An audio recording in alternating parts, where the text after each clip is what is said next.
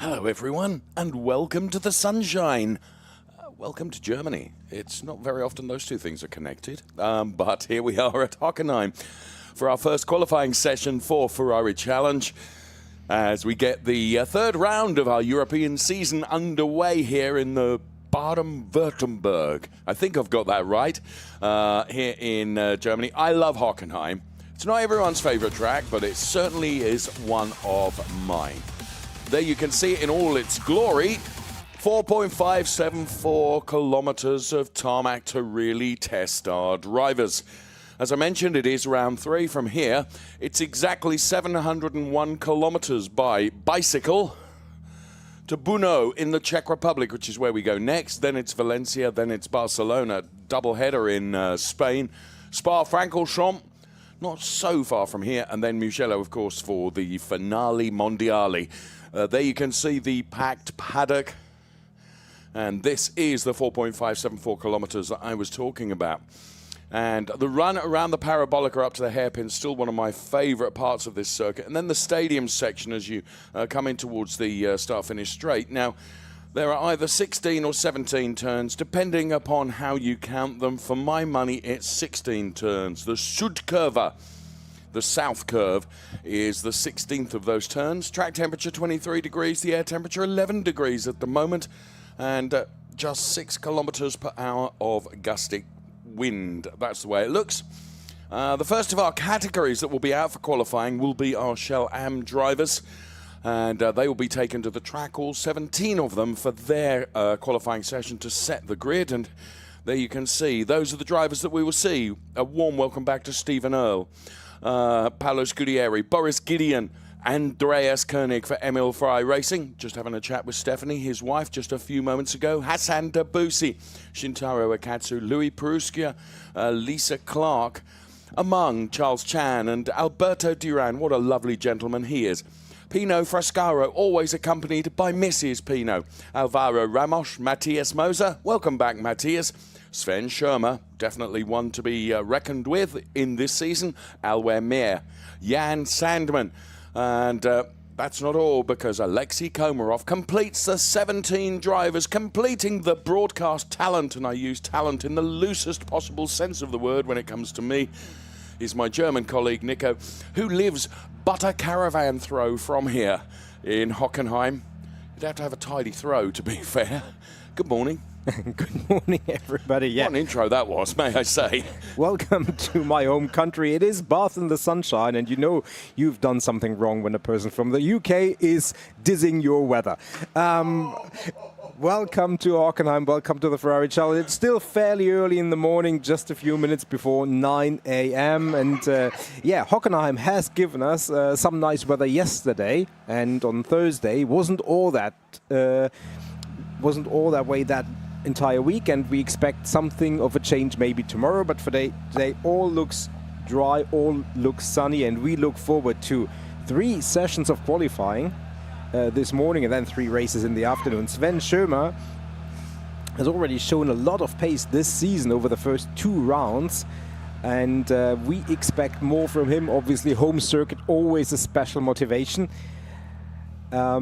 And you mentioned Andreas Koenig earlier. He's the last podium placer from when we were last here in 2022, wow, who is on the grid. All the other in Coppa Shell AM, yes, I hasten to add, all the other podium placers have gone on to do other very, very good racing things with Ferrari. As we see Jan Salmon, who put in the fastest time in free practice yesterday. You can see to the left of your picture there, Charlie Hollings, who is Jan Salmon's driver coach. A number of drivers, Nico, have driver coaches to guide them and help them and advise them. And Jan Sandman choosing the undoubted talents of Charlie Hollings to help him along his way. And Jan Sandman is certainly a driver well worth keeping your eye on. Shintaro Akatsu lives and breathes the dream of racing a Ferrari. You can see how happy he is inside the car. You just wait till the wonderful power of that 296 is unleashed here at Hockenheim, and then the smile will beam from ear to ear. I was mentioning when we were taking a look at the track, Nico, of course, Hockenheim was, I think it was early 1930s when it made its debut as a motor racing circuit. Very different to the shape of the circuit today. And I know it's not to everyone's liking, but I love the place. I particularly like that run, as I mentioned, around the Parabolica, heading up to the hairpin. And as we watch Alexei Komarov in his final stages of preparation for Scuderia Prague, and we'll be heading to a home circuit of theirs, the next round of the Ferrari Challenge, Hockenheim offers, in my opinion, a plethora of overtaking opportunities. There are so many places where you can make it work. You've got to be brave. I think we're in for a great weekend of racing. Let's just hit the bin. Just put it back in its place. Put it back in its place. Yeah, absolutely. Hockenheim really is a place where you have a few very distinct overtaking opportunities. We were just looking a moment ago at Paolo Scudieri. I want to mention that because Samocar, the dealership that Paolo is associated with, saw some fantastic photographs in the press of the all-new look to Ferrari dealerships that are going to be developed over the years to come. And Samocar in Rome was the very first of those. So those photographs, fancy doing a Google search, well worth taking a look at. Very, very contemporary vibe, I have to say. What? Is that a good thing to say, contemporary vibe? I think that's very modern. Down with the youth. And I'm there. down, I'm there. down with the Ferrari Challenge, but not very much down with track action over the first minute and 45 seconds, which have already ticked off the clock in this session with barely a roar of the 488. 296 is this season. Get with 296 the game. power plan. Yeah. Down with the 2025 season. Hassan Debussy is down with the Ferrari Challenge. Anyway, only 4 cars have made it out onto the track proper. Everybody else still in pit lane and in various stages of preparation. This is quite a busy circuit, as Andreas Koenig is one of those that's very early out. It is quite a big circuit, busy circuit. Lots of track activity. Of course, when you're the first of the categories to go out there, the track is going to be relatively green. It's still got the dew from overnight just glistening on the tarmac. That will make a difference as we watch Andreas Koenig here for Emil Frey Racing.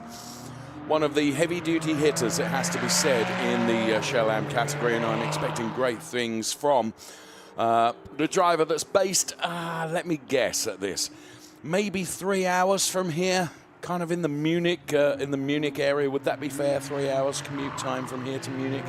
Yeah, depending on the driver and the traffic, I think that's quite fair. Okay. The 199 car of Alexei Komarov then, as mentioned earlier on.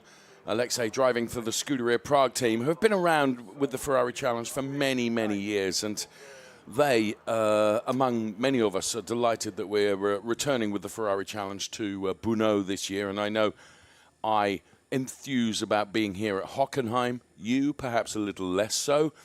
But I know you enthuse about us going to Brno. That's one of your favorites. Yeah, Brno, very, very different characteristic. And overall in the calendar this year, and pretty much every year, the tracks are so very, very different. If you combine the Temple of Speed in Monza with the very twisty up and downhill array of corners in Brno, and Hockenheim is somewhere in between with fairly long straights, or the Parabolica not really a straight, but certainly a part of the track that you take full throttle. But then you've got the Motordrome, and every track is really, really different. We talked to James Wyland yesterday, who said, grip level is really something that you really have to find and know where it is, because you tend to slide a lot if you don't. He was great fun to talk to, actually, because he was there talking to us with Konrad Grunewald, his driver coach, and Konrad himself is a very, very talented driver. Just in our broadcast manager, just walk into our commentary booth. You should be in the OB truck, friend. What are you doing here? Thank you. Offering us a coffee, I think. Yeah, actually not. Oh. He could have brought a cup of tea with him, couldn't he? Right, Andreas Koenig at the top of the chart at the moment, but the times are going to come tumbling down. But Andreas Koenig is the first of those. Matthias Moser, who, I have to say, welcome back to Matthias Moser, another German driver that's been an ever-present in the Ferrari Challenge, but has been missing for a few rounds. We're delighted he's back. Then it's Louis Peruskia, who has gone third fastest, as I say. Expect those times to come tumbling down over the course of the next 25 minutes, as near as makes no difference, and that's what's left of this qualifying session. So there you can see the 157 car.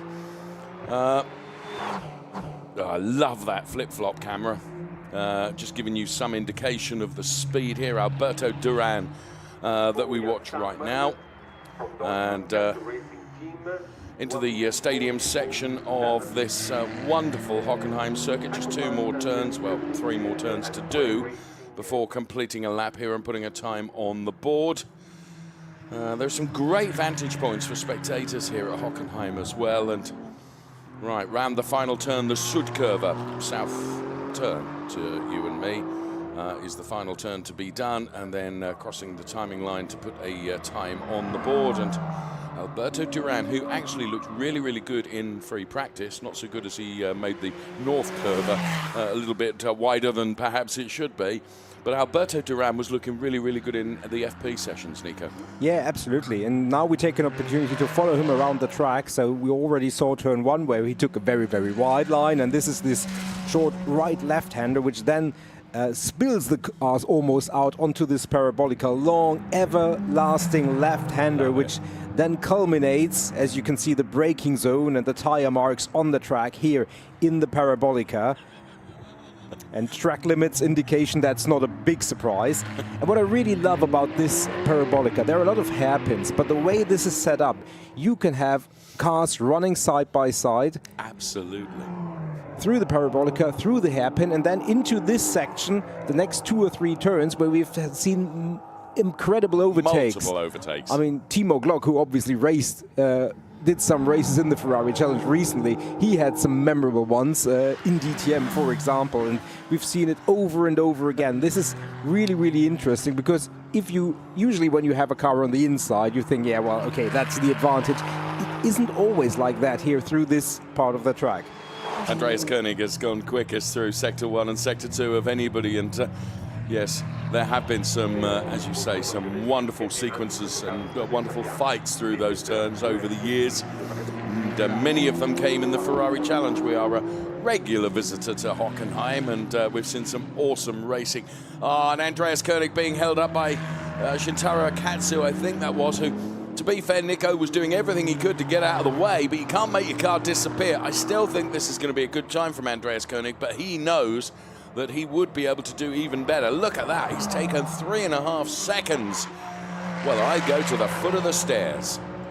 An impressive job done by Andreas Koenig, who goes P1. He was P1 anyway, and he knows that he's got more pace and space in that car to be able to deliver something even better than that. Well done, Andreas Koenig.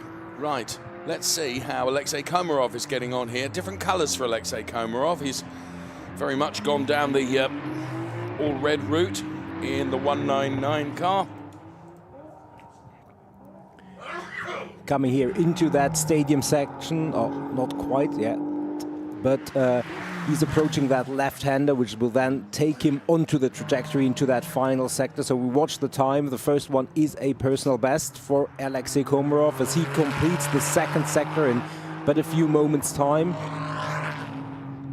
And yeah, this is not a competitive one, I think it's fair to say, but Alexei is still going through his progression in terms of getting himself and the car up to qualifying speed. I think you've nailed that absolutely perfectly. That's exactly what he is doing, just using this as an installation, if you will. It's Andreas Koenig from Louis Brusquer. Matthias Moser, then Pino Frascaro goes 4th fastest, with Alberto Duran currently 5th fastest. What have we got left on the clock? About 20.5 minutes of qualifying for our Coppa Shell AM drivers. This year, 2025, the Shell AM category, Nico, has been uber competitive. I mean, all of the 17, 18 drivers really, really close to each other and really, really enjoyable to watch, including Hassan Dabusi, a driver of the 111 car, being coached by Daniel Mancinelli, himself a former Ferrari Challenge star and a great racing driver in his own right. He really, really enjoyable to talk to, and we're seeing really good progression from Hassan Dabusi, who you and I first met back a couple of years ago in the United Arab Emirates, when he took part in not only Club Challenge but also the Winter Challenge that was at the Dubai Autodrome and Yas Marina circuit.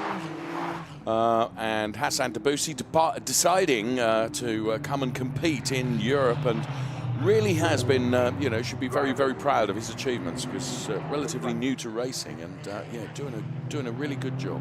Yeah, absolutely. And as you said, we're 10 minutes into this quali session, and by all appearances, some of the teams used that time as a benchmark for when to send their drivers out, because the likes of Paolo Scudieri, Boris Gideon, Charles Chan, Alois Meyer almost simultaneously going out onto their outlap and actively taking part in this qualifying session as we go on board with Jan Sandman. He, as I said, the quickest yesterday in free practice.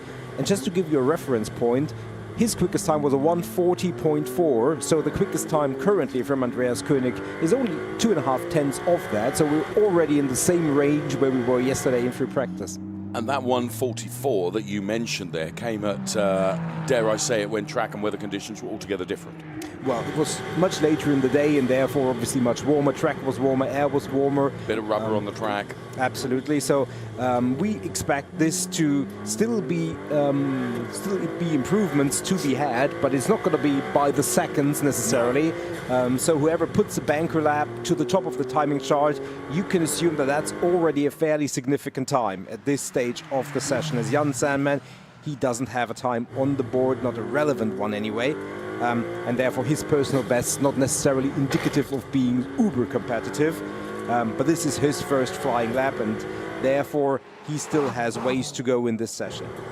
Yes, and don't doubt, look how close you get to the wall there. Just take the curbs and then into this final stadium section, if you will. You can hear the power plant being worked really, really hard by Jan Sandman through this sequence. Just 2 turns to do now before completing the lap here at Hockenheim. Drag strip to the left-hand side of your screen. That's the start of that. I've never been to a drag race here at Hockenheim, but they're held. And that's the piece of tarmac they use as Jan Sandman crosses the timing line and goes actually respectable 8th fastest for his first lap, to be honest. And here we can see in replay the 186.296 challenge car then for Kessel Racing.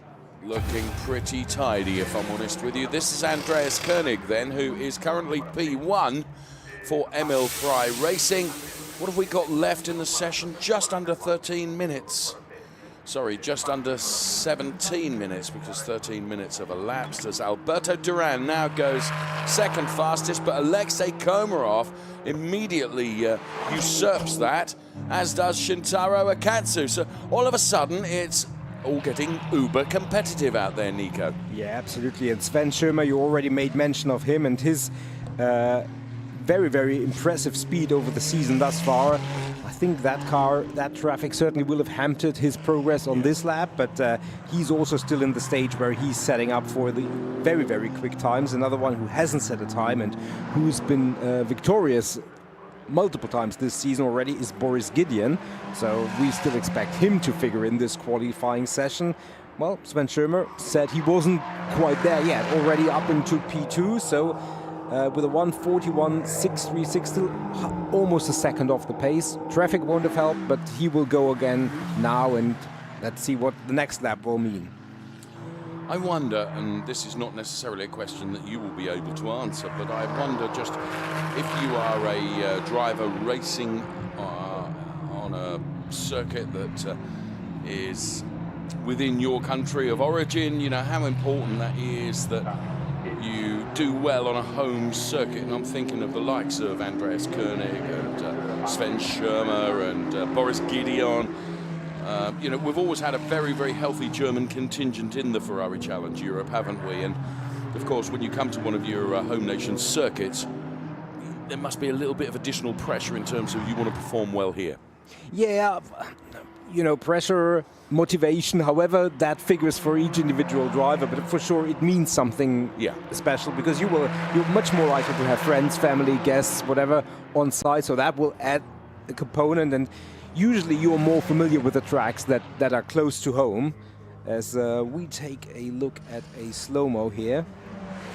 That's Alexei Komarov then in unfamiliar colours this weekend, but Alexei is looking very, very good in terms of his pace and performance at the moment. And we ride on board now with Jan Sandman, who dare I say it, has turned the wick up just a tad, as he's done better than anyone through Sector 1, personal best through Sector 2. He hugs the wall once again as he comes into the motordrome section, Nico. Yeah, and there is a car in front of him, and let's see if that figures and if that hampers his progress. I don't necessarily think so, because that car in front of him looks to be on a quick lap as well, but that's Andreas Koenig, as we can now see, and he's not quite as quick, so let's see how that plays into his lap. I don't think that it helped him. No. So let's see how that happens. He's still pushing, you can see, and now you have to be careful not to compromise 2 laps at once. Well, he moved up the order, is up into P2, but I think P1 was within his grasp there. I agree with that. Andreas Koenig, obviously, he's in his own qualifying session. He was setting himself up more for a flying lap. No mean intentions, but you know, sometimes you're just in the way of the car that's coming up towards you.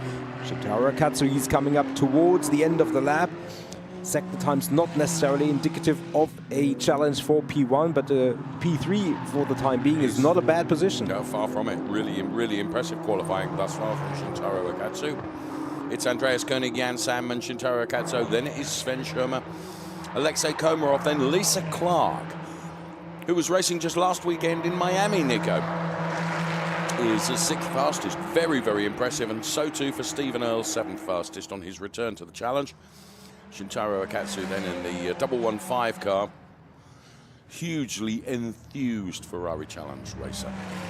And very potent racer at that as well. Here comes Sven Schirmer, 2 personal bests, but again, traffic is out there. Does that hamper him? That car, I think, was the Alexei Komarov car coming into the pit lane as Sven Schirmer is about to round out his lap now. Is it going to be an improvement from P4? Well, it is.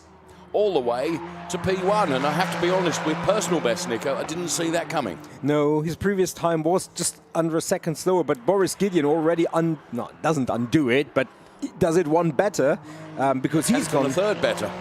He's gone up to the top of the times, a 1:40.555, and we said before the improvements would be small increments rather than tenths and half seconds, but you can see Boris Gideon now with 12 minutes remaining, Sven Schirmer, Andreas Koenig, Jan Sandman, Shintaro Akatsu, Alexei Komarov as Matthias Moser. He is getting Pirelli P0s potentially refitted to his car, and yeah, absolutely. And those are that was a fresh set of tires. Yes, well spotted. So let's see what will happen over the remainder of the session. Obviously, the track will evolve. It's going to get warmer, so you would expect the best times to come more towards the end than the beginning. But there is a point where you don't want to overstress the tires because you will need them later in the race. So there is a point where the strategies shift somewhat. Yeah, to clarify, as Nico has just explained, and we saw a new set of Pirelli tyres going onto the car of Matthias Moser. The tyres that you qualify on in this session will be the tyres that you race on come the race later on. Effectively. So, what Nico is saying, and articulating the point very well, is the less you pressure and stress your tyres in the qualifying session, the more rubber you're going to have available to you for the 30-minute plus 1 lap race later. Is that fair? Absolutely. Yeah, and then for Sunday, the strategy shifts a little bit because you can start the qualifying on the already used Pirelli P0s. But for the Saturday, that's absolutely how it works. And with just over 10 minutes remaining, and the plot thickens with Jan Sandman now putting very quick sector times. Shintaro Akatsu also moving up the order for the first sector, only 2 100ths off the pace, and Jan Sandman is changing that, and he's the first to go under the 140 mark, 139.890. Good job done by Jan. And Boris Gideon, he's not taking that lying down. He's also on improvement trajectory. So is Stephen Earle from the US of A here in Hockenheim, trying to move up the order. So lots of things still to be expected over the remaining 10 minutes plus whatever lap you are on, as driver after driver is moving up the order. So Sandman from Gideon, from Koenig, from Schirmer to the top 4, Nico. Can I read anything into this? All German. Well, all German speaking for sure on the top 4 spots. Giving proper credit to the red, white, red, thanks to Andreas König's name. But yeah, as you say, he's among them, and he was the last podium finisher, or the one remaining podium finisher in Shell Am from the last time we were here. Here is Boris Gideon, also very, very evocative livery. Love this arrow shape on the side of the door. Yes. And it's pointing forward, and pointing forward is what Boris Gideon would like to do, is not on this lap. Bailed it after a very, very good first sector. With apologies to Andreas König, who of course is not from, but he is German speaking. Yeah, absolutely.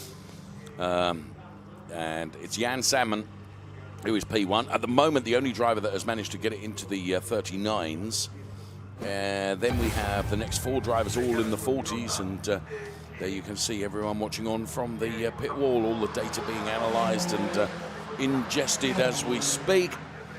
8 3/4 minutes remaining in this Ferrari Challenge qualifying session for our Coppa Shell Am drivers. Here is Stephen Earle then for Kessel Racing, currently 6th fastest, heading up towards the hairpin. Round the hairpin you go, and then you've got this wonderful straight, then a sequence of turns where inside or outside you can actually make both lines work for you. And just ahead of him, I think, was the car of Sven Schirmer, slowing down, ready to go for another lap. But Stephen Earle on a hot lap at the moment, and he is currently 7th fastest. Andreas König has just done a sector 1, which is quicker than anyone. He's currently 3rd fastest. He wants that P1. He wants the additional point you get for pole position. So it's Emil Frey racing for Andreas König, Kessel racing for Stephen Earle. Under 8 minutes remaining in this Ferrari Challenge Coppa Shell Am qualifying session. We're staying with Stephen Earle to get the conclusion and completion of this lap. He's got traffic ahead of him. Is it going to hamper his efforts around the almost double apex Südkurve? I think he's going to be all right here. Andreas König has set a blue sector for sector 2, which is personal best, as Stephen Earle is not able to improve. Let's pick up on Andreas König then, who is improving, Nico. And he has just one turn to do before he'll break the beam that times these cars around the entire lap. Andreas König for Emil Frey Racing goes P1, having taken 2/10 out of the time of Jan Sandman. Great effort. Great effort. Lost a little bit of time in the second sector, but the number 1, number 3 definitely were 100% pinpoint accurate. Jan Sandman had just been in the pits, but he'd just come out again, so he's somewhere on the track in front of Andreas König. And good thing he did, because after having his lead and provisional pole relinquished, he will try and better that time. The 1:39.881, that's 681, that's currently on the timing chart, and Boris Gideon will try to do likewise. Here is Boris Gideon. It's the Alvaro Ramos car that's just ahead of him, the Portuguese driver, who's currently running P16. So Boris Gideon, this lap is not going to be the one for Boris. He's going to need to go again. Stephen Earle is certainly going again also, and he's running behind the car of the Outer House Ulrich driver, which is Boris Gideon. Andreas König, P1, Jan Sandman, P2. Then it is Boris Gideon, who's currently P3. And I don't think this is going to be an improvement on his P3 position, as Stephen Earle bails into the pit lane. It's been a good qualifying, Nico, if I can mention also for Hassan Debussy, his P6. Really, really good. Hockenheim to his liking, obviously.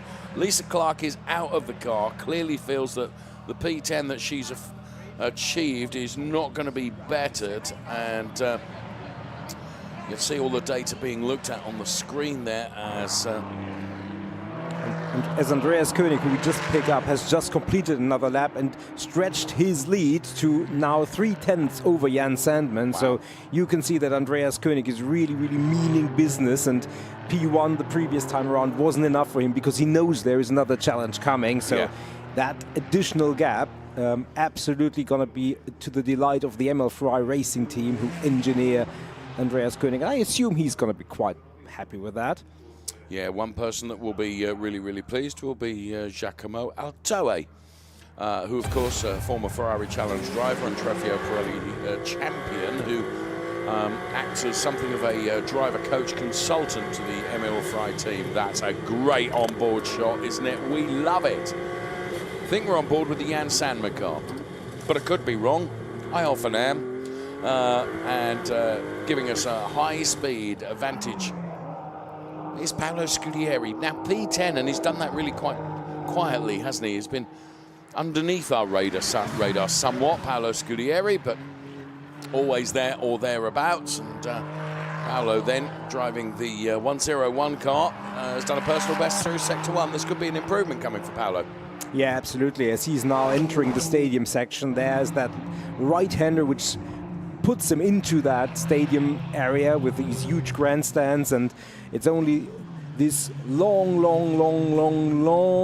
U-turn that you take here, and there are different lines about this slightly banked part of the track. It is slightly banked, you're right. And it's not a great overtaking opportunity. It's a terrible place to make a mistake because that's where the gravel is the closest. And it's very inviting, isn't it, as we've seen on a number of occasions. Yeah, because the banking really invites you to have a bit of extra speed, but if you get it just a little bit wrong, the turn will spit you out over the top and you're somewhere in the gravel. Paolo Scudieri not able to put an improvement on the board, as our provisional pole setter Andreas Koenig has decided he's done enough. Paolo Scudieri will go once more. As we take a look at the 101 car from Paolo, very traditional, familiar livery. Used to seeing that, and with great pleasure. Here is Jan Sandman, currently in P2 this lap, not looking like it's going to be able to challenge for pole position with half a second off the pace through Sector 1. Track limits is something we haven't really touched upon. A number of laps have been deleted. Really? I think overall, across the board, something like 20 laps have been disallowed because of track limits. And there are a few obvious spots. At the exit of Turn 1 is one obvious one, where if you take just a little bit too much speed, at least you know your lap is over before stressing the tires too much, but it means you have to go around and go again. And here in qualifying, it effectively just means that the lap that you're on is not going to count. In the race, penalties are incoming if you do it too often, and we'll get to that once we get to the race, but for the moment it has changed the shape of our standings quite a bit. It's a fair point you make. As Jan Sandman completes a lap, he goes again, and he would be able to do this lap and one more as he keeps it between the white lines through Turn 1. And there you can see as we dive into the garages there, this in replay, the Kessel driver that is Jan Sandman. We had some wonderful onboard shots of Jan during the course of that lap, and we really enjoyed that. Shintaro Akatsu, again, a driver that has just quietly gone about his business here and is running P5, Nico, which is a really good performance from Shintaro Akatsu. Well done to him, really impressive stuff. The Ineco Riparto Corsa Ram team. Try doing that when you're sucking a strepsil. They are renowned for engineering really successful cars and driver combos, as can be evidenced by last year's Shell Am champion, Nico, one Mr. Zeus Skrimpias. Absolutely, who was elevated from this class to Shell, and we will see him in maybe an hour and a half. Yeah, and they also engineer Manuela Gostner and a lot of other very successful and proficient drivers. Giorgio Senagiotto and his team doing a great job. One of the many teams that are giving their drivers the best material to race and to qualify. And there we go inside the garage. Thank you guys for bringing out that picture. In the background you see the Manuela Gostner car. There was Giorgio Senagiotto looking at the timings on the screen. That's been got very wrong there, and it's nice that we can see just sometimes just how hard drivers are pushing to try and improve, and that was Alwar Mayer just pushing a little bit too hard. It's almost as if the direction team in the OB truck listen to what we say, which is amazing, isn't it? They're great people. Poor salt. Alois Meyer, he is now in that final section. And as you can see, checkered flag Oh, is Andreas out. Koenig he's been congratulated. Forgive me talking across you there. You've got Giacomo Altoe in the picture. You've got Andreas Koenig, and then just walking away from that as well was a Trofeo Pirelli driver who was congratulating Andreas Koenig as well. Yassin And, Ferrati. Yassin Ferrati was very, very pleased, and there you can see Andreas Koenig was really pleased as well. Wonder if we'll see Andreas' wife Stephanie, who I know is here, whether she will afford her congratulations as well. And well done, Andreas Koenig. Good job done. Boris Gideon, he's still on a lap. Sector 1 wasn't brilliant. Sector 2 was a personal best. Is it going to be an improvement on his P3? I don't think so. We'll see. He did improve in terms of time, but not in terms of position. So it's going to be a road 2 start for him. And we look at the time still remaining. Alvaro Ramos is still trying to improve, but no, he has bailed that lap. But I think that effectively means that everybody who was still challenging for a significant improvement. This is going to be a fantastic race later. Well done to Pino Frascaro, another like Hassan Debussy, really quietly going about it. You know, Stephen Earle as well. You know, they are 7, 8, 9 at the moment in terms of qualifying positions, but the front 2 rows for this Coppa Shell Am race to come a little bit later on today is going to be utterly compelling, Nico. You've got Andreas Koenig, Jan Sandman, Boris Gideon, Sven Schirmer. You've actually got Shintaro Akatsu and Charles Chan right behind them as well. It is going to be an awesome race. Yeah, definitely. And as we generally expect the Ferrari Challenge to be dramatic and eventful, and Wow. it has delivered in droves this year. And we look forward to more of that today and tomorrow. Those droves will continue. I feel sure you're right. So, yeah, we'll get confirmation of the result from qualifying in just a moment as we dig bigger holes to put ourselves into. There's another replay of our pole setter, Andreas Koenig. Pole in Coppa Shell Am obviously means the unenviable position of being behind all the Coppa Shell cars, who in the race we will combine the 2 categories. No, sorry, that's Pirelli. Sorry, forget what I said. Andreas Koenig will have a pole position He'll be start. right at the front.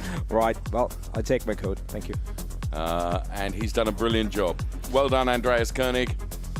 He was, over the free practice sessions, you could see how determined he was. When it really counted, though, he was able to deliver, and he delivered that fantastic 1:39.581 in qualifying. That gives him that P1. Not only does it give him the best starting position, of course, but there you can see the congratulations from Giacomo Altoe. It gives him an additional point in terms of his points tally also. You get an additional point for pole position. You can add to that by being the fastest in the race with fastest lap. And, of course, you can add still more if you win the race. P1 for Andreas Koenig, P2 for Jan Salmon, then it was Boris Gideon and Sven Schirmer. Shintaro Akatsu, Charles Chan, Stephen Earle, Hassan Debussy, P8. Brilliant quali. Pino Frascaro, Alexei Komarov, Paolo Scudieri, Lisa Clark, all up there. Alwyn Mayer, P13. Well done, Alberto Duran, P14. And Alvaro Ramos is P15. And they're ahead of Matthias Moser and Louis Peruskia. I have to say that was a brilliant qualifying session from our Ferrari Challenge Coppa Shell Am drivers. Well done to all of them from Nico and from myself for the moment. Thank you for watching. Bye-bye.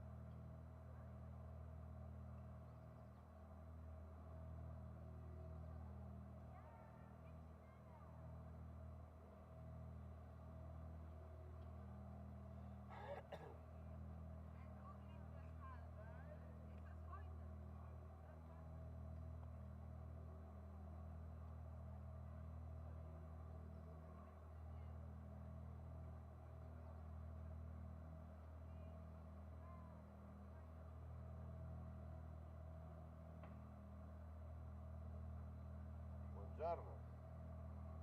Tutto bene? Sì, sì, ho fatto le prime qualifiche. Non sono chiamato.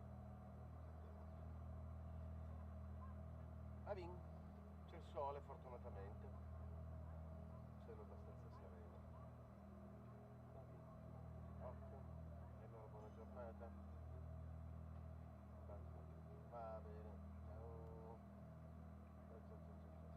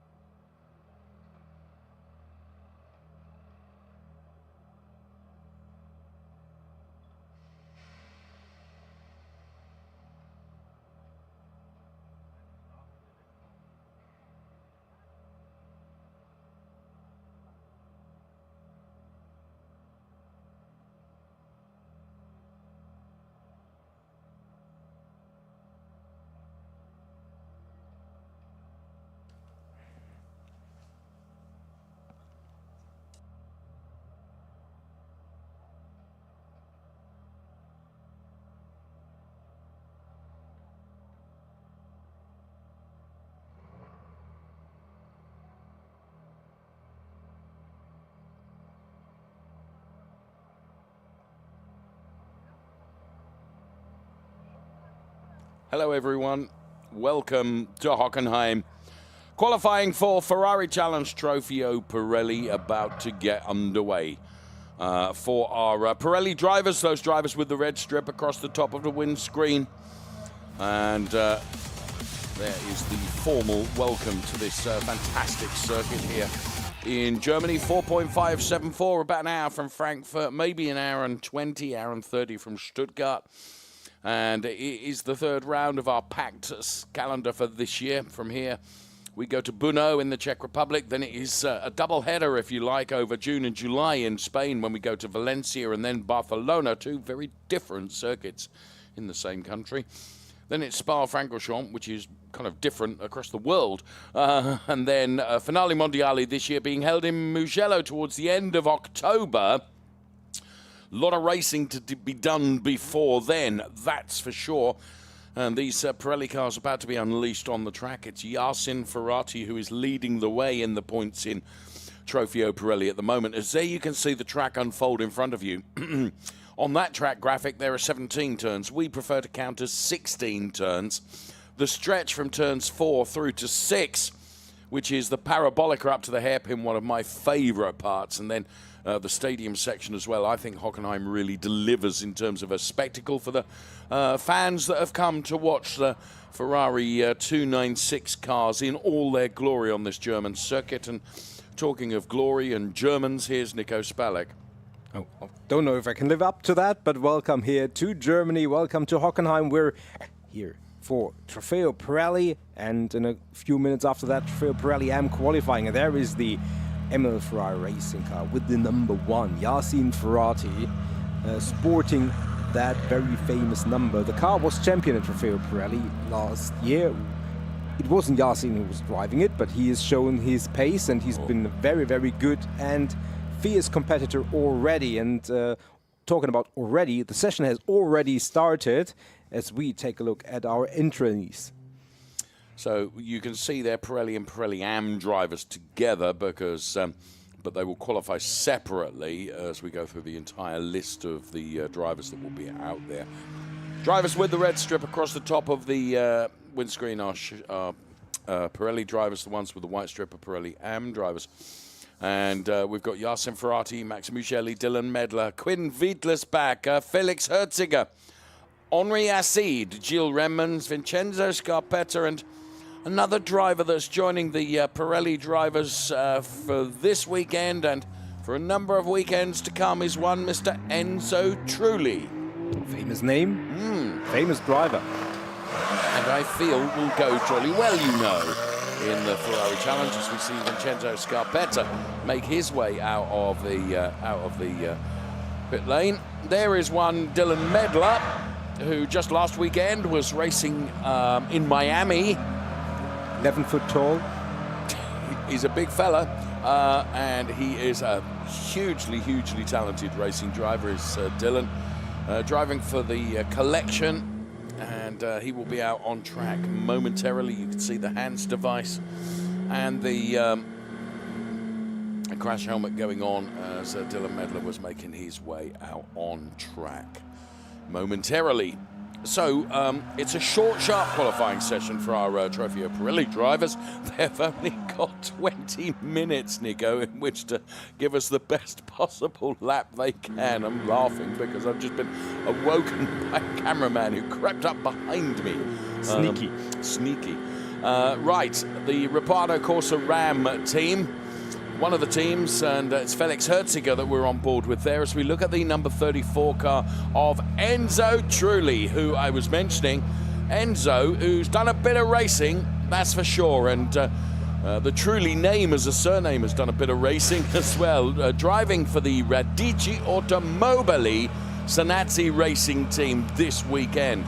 We're looking at the number 77 car right now, Gilles Remmans. Francorchamps Motors Brussels, and of course we will be going to Spa-Francorchamps as part of our 2025 outings this year, a little bit later on in the season. Here we can see the stadium section of this wonderful Hockenheim circuit and the slightly banked turn there, Nico, which can give you something of a slingshot, but also like a magnet can attract you into the gravel trap that surrounds it if you get it wrong. Yeah, absolutely. Having exactly perfect speed through there is paramount, as we see the driver still weaving from side to side to generate the heat into the Pirelli P0s. Yeah, this is a short, sharp qualifying session, only 20 minutes, so there is very little in terms of maneuverability. When it comes to time, there is some space on the track, in fairness, as Vincenzo Scarpetta explores both of those with fans, team members taking their own mementos here from the track on video. We follow the major video brought to you from our superb team around the track and in the OB van of the Dylan Medler car. For the moment, stationary. Superb team and Franco. Sorry, Franco. Franco's one of our directors and a great guy. Felix Herziger, but let's go back on board with him right now. Again, just using this as an installation lap, you can feel him in and on the brakes, and he's dived into the pit lane right now, and accelerating, decelerating, accelerating, decelerating all the time, trying to generate some temperature. As we take a look at the car of Max Mugelli. Max Mugelli driving for the CDP Eureka competition team, and Max Mugelli an ever-present in the Ferrari Challenge, and there he is. Max and Tina, who are very much a formidable combo in the not only in the car but also in the paddock as well. You don't get on the wrong side of Tina. You'll be told. Should make mention of Henri Acide, who we can see on screen right now, because Henri Acide has been elevated, Nico, up into Trofeo Pirelli as Henri Acide. We know how quick a driver he is. He's going to have some real competition in this category, I would suggest. Yeah, definitely. I mean, Henri was our Shell champion last year, was elevated to Pirelli for this season, and has been further elevated to Pirelli. Promoted. And that just gives you an indication of how quick a driver he is. And for now, he is the quickest on our timing screen as well. Very, very preliminary. It is preliminary. In the previous session, which was the Shell AM drivers, we were seeing times in the 1:30, 39s. We could very easily see even quicker times than that in this Pirelli category, I would have suggested. But it will take a bit of time for the drivers to get there. They've got to get everything up to temperature, everything up to speed. We're certainly going to see some 39s. Might even see some 38s. Oh, I'd venture to go even lower. But really? Possibly. Well, you're a brave man. Sometimes I am, because I don't have to pedal the car. And foolish. Yeah, well, possibly. But yeah, obviously you would expect the Pirelli drivers to be quicker than the Shell AM drivers, and the track has evolved with additional temperature and another additional half hour. Rubber and the only thing that's not going to take that long for them, or mustn't take that long for them, because there is only now 13 and a half minutes remaining on this session. So with only 20 minutes afforded to the drivers and the teams, you have to act fairly quickly. And right on cue, the final four drivers who hadn't been out on the track have now exited pit lane. Everybody's out on the circuit at various stages of picking up speed and going through their progression. As sure as the Great One made little apples, even though there are merely 9 cars out there in Trofeo Pirelli, and you've got 4.574 kilometers of tarmac, of which the 9 cars can choose their particular piece at any one time, somebody is going to be caught out by traffic. As sure belongs. Absolutely. Whatever racing driver you are, your birthday party invitation list doesn't include track limits and traffic in qualifying. Everybody else is invited, those two have to stay away. And I'm sure we will see both, and we've already seen 3 track limit warnings or laps deleted due to track limits, and that includes Henri Acide and Vincenzo Scarpetta. So 2 of the 3 drivers who have set a time have already had times deleted.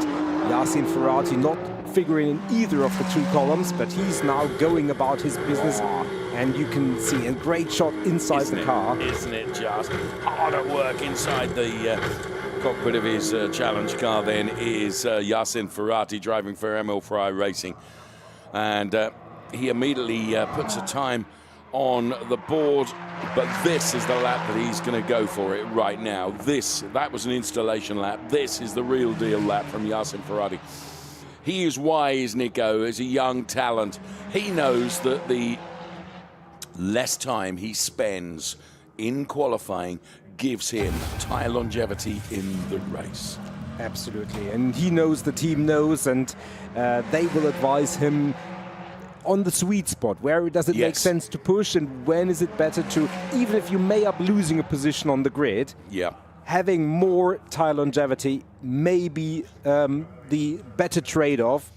Because Hockenheim is a circuit where, whether it's your favourite or not your favourite, it offers overtaking opportunities.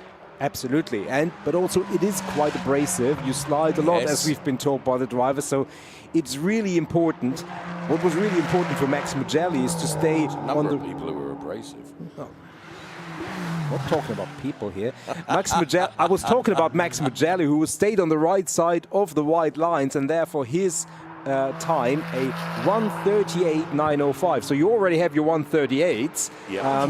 Figures to be number one on the timing chart. I dare say that 1:37 is a possibility here. Let's see. Over the remaining 10 minutes, 47 seconds, Felix Hirziger is already trying and pushing through this bank part of the stadium section. Now this short sequence of turns, right-hander, quick glass of the throttle, another right-hander as we go on board with Felix Hirziger. Let's stay on board for the lap, can we? So up towards the next turn then with Felix Herziger that we ride on board with here. Just kissing the apex. That was really nice to see, just for a moment, wasn't it? Yeah, and Felix Herziger did put it on P1, a 1:37.654. So we are way improving, and other drivers trying to follow suit. Quinn Wittelsbach put it on to P3, and we pick up Vincenzo Scarpetti, who was fairly up the order initially, now relegated down to P7. And we've seen this, especially in Pirelli, where drivers went from P1, and by the time they had come around, they were already in P7. It's so Yes. close and so competitive. When the times come tumbling down, they do really tumble. So there you can see the Vincenzo Scarpetta car combo, the driver of the number 90 car for the team of Radici Automobili. This is Yasin Ferrati then for the ML Ferrari Racing Team. Now, Yasin is currently ranked as P5 in this qualifying session. We would expect him to be further up the order than that, although I'm not convinced it's going to be this lap that necessarily improves him to where he wants to be. Made a Horlicks of the middle sector, if I'm honest with you. That's not looking good. Sector 1 was a PB. Sector 2 most certainly wasn't. Let's see what he can do then. Well, he does P3, but he knows he's got more pace available to him and more that he can extract out of the 296 car. Here is the Gilles Renman car for Francorchamps Motors Brussels. Currently P8, but Nico done a personal best in Sector 1 and Sector 2, and coming into this wonderful section of the circuit now, where just yesterday I was able to watch some of the free practice sessions from the grandstand there. It gives you great viewing, I have to say, because you can look over your shoulder and see exactly as the cars start their lap on the start-finish straight as well. So P8 for Gilles Renmans all of a sudden becomes P2, and as you say, the margins of improvement are really meaningful and noticeable. Two drivers in the 137s. Here's Yasin Ferrati then in the number 1 car, who is currently P4. What can Yasin Ferrati do on this lap? We've only got just under 8 minutes of this session remaining. He's gone P1 in Sector 1, a personal best in Sector 1, I should say. And there you can see driver coach as we split the picture. And that is Giacomo Altoe, who earned the right for that car to have the number 1 on it by dint of winning the Trofeo Pirelli Championship last year, Nico. Yeah, absolutely. I don't know if he was on the phone with Yasin there. I don't think That's so. not the normal way of communication, but, you know, MSR Racing, they may have found new ways to be in touch with their drivers. They're certainly in harmony with their drivers, and Yasin Ferrati, time doesn't stop on the graphics. He is currently in P4, as Enzo Trulli from P9 has just moved up into P5, and now the only driver still with a not competitive time, I dare say, is Dylan Madler, but he is working on that. And so is Vincenzo Scarpetta, who's already up into P3, but he would like to be even higher. Yes, he would. Felix Herziger, Gilles Remmen, Vincenzo Scarpetta, the top three at the moment. Then Yasin Ferrati is P4, Enzo Trulli P5. Then it's Max Mugelli, Dylan Medler, Quinn Wittlisbach and Henri Acide. That's the way it looks so far. We've got 6.5 minutes of this qualifying session remaining. 6.5 minutes within which these drivers can try and extract just a little bit more. We're already seeing times into the 37s as Vincenzo really threw the car through turn one, then vaulted the curbs on the inside and absolutely does mean business. Here is Dylan Medler driving for the collection. Home race for Dylan just last weekend in Miami. Very different race this weekend as he competes in the European series of the Ferrari Challenge here in Germany, here on this 4.574 kilometer stretch of tarmac, which challenges our drivers, tests our drivers. Dylan, who was never present in the European Challenge last season, and again doing it this season because he finds the very, very different tracks and, of course, different driver base to be up against really tests him, and he enjoys that, forgive the pun, challenge. Yeah, absolutely. And you just mentioned the different regions, and across last weekend and this weekend we actually have all the 4 regions on track.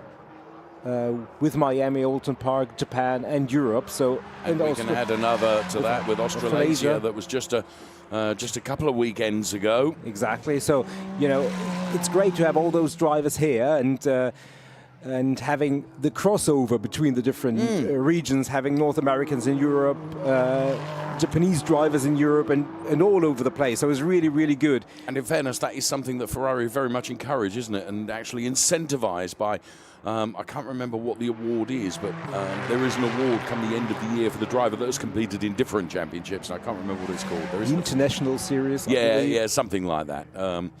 But yes, it just adds yet more to the colour and spectacle of the Ferrari Challenge, because, you know, this revered one-make series which stretches all around the world and continues to grow still further. Hint, hint, hint, hint. Might be another one coming, another region, Nico. The Ferrari Challenge Hockenheim, its own region. Not just kidding. Enzo Trulli is not kidding. He is going about, but he had this had a track limit infraction on this lap, so this is not gonna. Oh, so the lap has been taken away. Yeah, and we set track limits already more than 17 track limit infractions on this session. So it just shows you how many laps have been disallowed already. Who's the worst one? Henri Acide? Don't tell. Vincenzo Scarpetta. Don't tell. Enzo Trulli. No. He has just had one on the last time around. His lap would have been an improvement, but isn't on the timing chart. So everything stays with 3.5 minutes remaining. And the thing is, you've wasted the tyres for a lap, haven't you? Yeah. Well, that is one part that's that bothers you the most, probably. Yeah. One is the time, but the other is that you've spent some of the peak operational window of the tires and gained nothing for it. Okay, so we continue. What have we got left?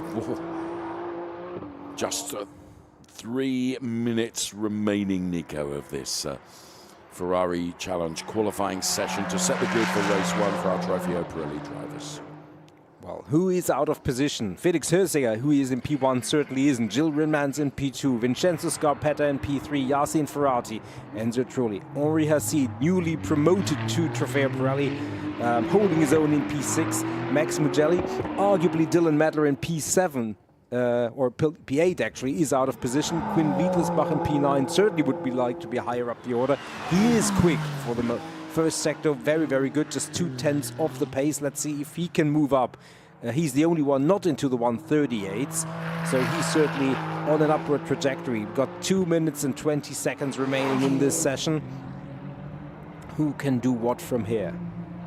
I think you're right. There's a number of drivers that perhaps are not where we would expect to see them, and they're kind of running out of time to put it right. which means for us it would make for a absolutely wonderful race if a number of drivers were out of position, Nico, because they're going to have some overtaking to do in the race. But Quinn Wiedlersbach, personal best sector 1, personal best sector 2. Here he comes to break the timing beam right now. The ML Ferrari Racing driver, P9, and stays P9. He's got to find a second and a half to get on terms with Felix Herziger. You can see to the left-hand side of your picture there, that was Hanno Luskowski talking to Giacomo Altoe. And here in replay then is Quinn Wiedlersbach giving it everything he can. We've only got a minute and a half of this qualifying session for our Trofeo Pirelli drivers left. Henri Acid is still out there. Gilles Renman is still out there. Enzo Trulli, Yacine Ferrari, all still out there, Nico. Henri Acid goes through on Gilles Renmans.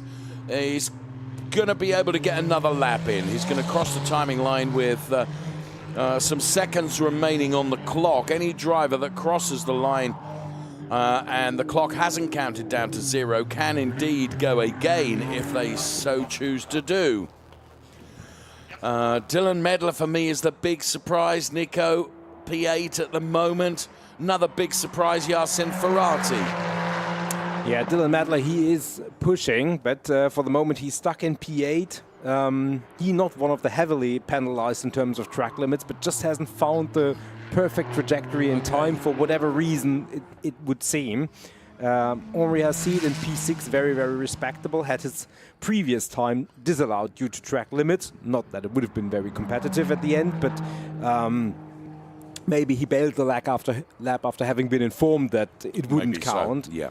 So this is the last attempt. As you can see, the clock almost down to zeros. And whoa, very sideways on the exit of that hairpin for Henri Acid. Yacine Ferrari has parked the car in the pit lane, Nico. He's not going again. Obviously didn't have the, didn't feel that he had the ability to improve on his time, which has given him P4 thus far. So Henri Acid, his sector 1 wasn't brilliant, and his sideways moment through the start of sector 2 probably hampering his efforts as well. And he's not on a trajectory, I don't think, to improve his P6 position. No, I wouldn't be surprised if he dug into the pit lane at the end of this sequence. Another small wobble. And yeah. We just extolled the virtues of the Trofeo Pirelli to give us the best until the very last moment. This session has been the rare exception to that rule. I agree with you. It hasn't delivered all the way until the end. Henri Acid will still take the checkered flag, but it remains P6. And with the exception of Quinn Wiedlersbach, who's still trying to maybe move a little bit up the order, we kind of have our standing set. You can see just how hard he was pushing, Nico.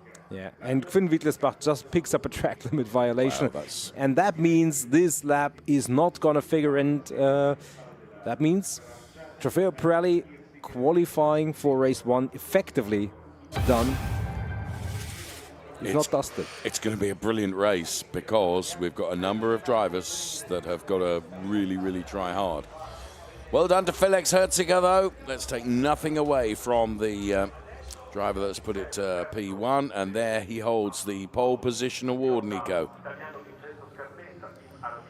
Very well done to Felix Herziger. Congratulated by his brother. Good job done. Promised much during the course of this season, is delivering right now. Going to be very much one to watch as the season progresses. Bear in mind, we're only into the 3rd round of our European season. A lot of racing still to come. Yeah, and the top 5 coming into this weekend separate by only 5 points, and that gap is closing even more. Yacine Ferrari leading the championship, but it's Herziger, Wiedlersbach, Scarpetta, Renmans, all in shouting distance. And of course, Felix has just added another point to his tally, Nico, hasn't he? He is congratulated there. Let's bring you the full and formal result then. Felix Herziger P1, Gilles Renman P2. Then it is Vincenzo Scarpetta P3, Yacine Ferrari, arguably out of position, P4. Enzo Trulli P5, Henri Acid P6. Then Max Mugelli and Dylan Medler P7 and P8. With Quinn Wiedlersbach P9. Just to small break before we get the Trofeo Pirelli AM cars out for their qualifying session, Nico.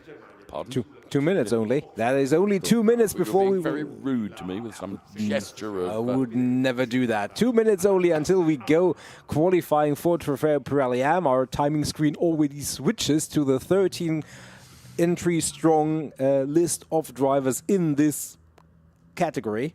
And Pirelli AM has already delivered some great racing already. So we will have a look at some fascinating images of what we've just seen, and then the focus will be on the Pirelli AM class.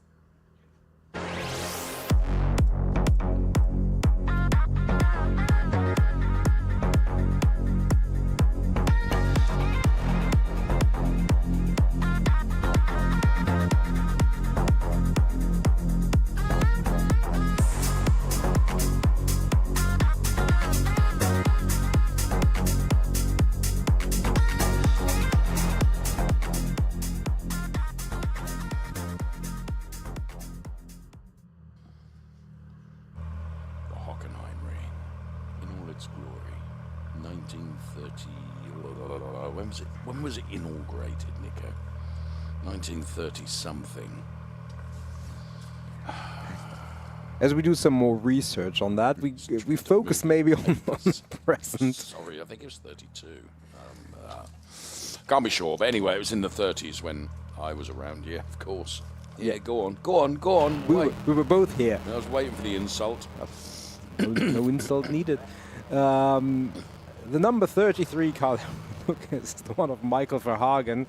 As we're about 10 seconds away from the traffic light at the end of the pit lane, turning from red to green, and the 20-minute short, sharp session for the Pirelli AM getting underway. We just saw it in Pirelli, and we will see it all over again, just with a different lineup of drivers and cars, but the same ambition. This is Rafael Duran, son of Alberto Duran, that was out earlier in Shell AM qualifying. Did a very, very good job. Let's see what Rafael can do. Yeah, as you say, in this truncated session, because it is merely 20 minutes, and we look at the number 9 car of Danilo Del Favero. A new colour scheme for Danilo, which is distinctive. Yeah, definitely. And I mean, so many of the liveries across our different categories are very, very distinctive. Yes, Andrew Morrow. We had a good time with Andrew on, was it Thursday evening? We always have a good time, but it was Thursday evening. We had dinner, didn't we? And it was very, very enjoyable. This looks to me like the David Gosner car driver combo for CDP MP Racing. Big thumbs up from David Gosner, driver of the number 50 car. And good to see David Gosner back out on track again. He's been an ever-present in the Ferrari Challenge, and this is Hendrik Viol. Again, one of the most distinctive liveries across the 296 Challenge car. The driver from Scuderia Prague Racing, number 92, Hendrik Viol, came so close to taking the championship last year, and will be targeting very much the same this year, of course, as final preparations for Andrew Morrow. Crash helmet, fireproof balaclava, hands device, hands standing for head and neck support. Into the car he goes. And yeah, hails from Northern Ireland. I first met Andrew in the UK series, where he became champion in that. Never done any racing before the Ferrari Challenge, and has really become very, very talented indeed. And now he's really, really taking it to the Challenge in Pirelli AM here in Europe. Really enjoying his time, and yeah, well done to him. Just reinforcing the regions that we were talking about of the Ferrari Challenge just a little while ago. The UK Series, the European Series, the Australasia Series. I think it's this weekend they're racing in Autopolis in Japan. And also Australasia, which joins the ranks of the Ferrari Challenge for this year. Already 2.5 minutes of the session done and dusted as we look at the number 42 car of Matt Rosner, and Otto Blank is also out there too. driving the number 71 car. Otto Blank, another local driver, if I may be so bold as to say too. Mertel Motorsport then engineering the car of Matt Rossner as they head up towards the hairpin. And this, what a weekend this man had. Marco Zanazzi last weekend when we were out racing. He did everything exactly right, taking 2 wins out of 2 races, 2 pole positions. I mean, Marco Zanazzi he is on a mission at the moment, and he'll be hoping to continue that trajectory of success for Motor Service Pinetti Motorsport here in Hockenheim this weekend. Yeah, absolutely. And rightfully, Marco Zanazzi leads the championship, but it's a slim lead. There's only 2 points, yeah. And Zanazzi at 46, Verhagen at 44, Henrik Viol at 39, Andrew Morrow at 37. So 9 points, 9 points separating the first from the fourth. Yep. So with 6 events remaining, this one included, there is so much more to be gained and to be decided. Everybody's here to put on the best performance, but collecting points on a steady basis is so paramount. So let's see what will happen. 15 minutes, 45 seconds. Still no real competitive times. The first one just appears on the graphics and on our timing screen at 1:51.027. I venture to say that's more than 10 seconds of where we expected to be at the end of this session. So not really decisive and competitive, but you have to start somewhere, and that's where we did. Michael Verhagen slots into P2. As we said, he's also P2 in the championship. Indeed, there we pick up his car with the hypercar-inspired livery of yellow and red. Red flag, Nico. Red is the wrong word here, or the right word, however you look at it. It's a red flag with 15 minutes and 12 seconds remaining. Right, I'm looking at the track map graphics, and that's the reason. Now, who's gone in? Is that Raphael? That Raphael Duran, I would venture to say by the livery, and you can hardly see the number, but it should be the number 27 car. And I mean, at this stage of the session, tires are very cold. Here, Nico. Well, cold tires. Back end of the car letting go, and sure enough, and it was the, regrettably, it was the number 27 car of Raphael Duran.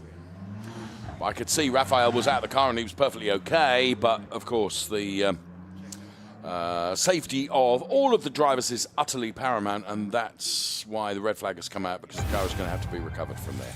Yeah, absolutely, and naturally, while the car is there, no quick times are possible, and therefore it's not going to be a long intermission to this session, but it is a necessary one so the drivers can go back and go about the time chase for the remainder of the session.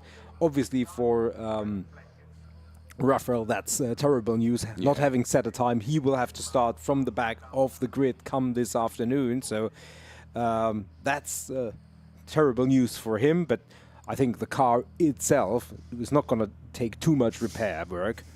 Not a big impact. Everybody else regrouping, maybe gives some of the teams a chance to just look at tire pressures, just, you know, making a few adjustments. But what it does do, Nico, whatever strategy the teams and the drivers had arrived at for this qualifying session, it throws it into a awry. Yeah. Because you do, you know, you think the drivers just don't go out for 20 minutes and poodle around and do the best that they can.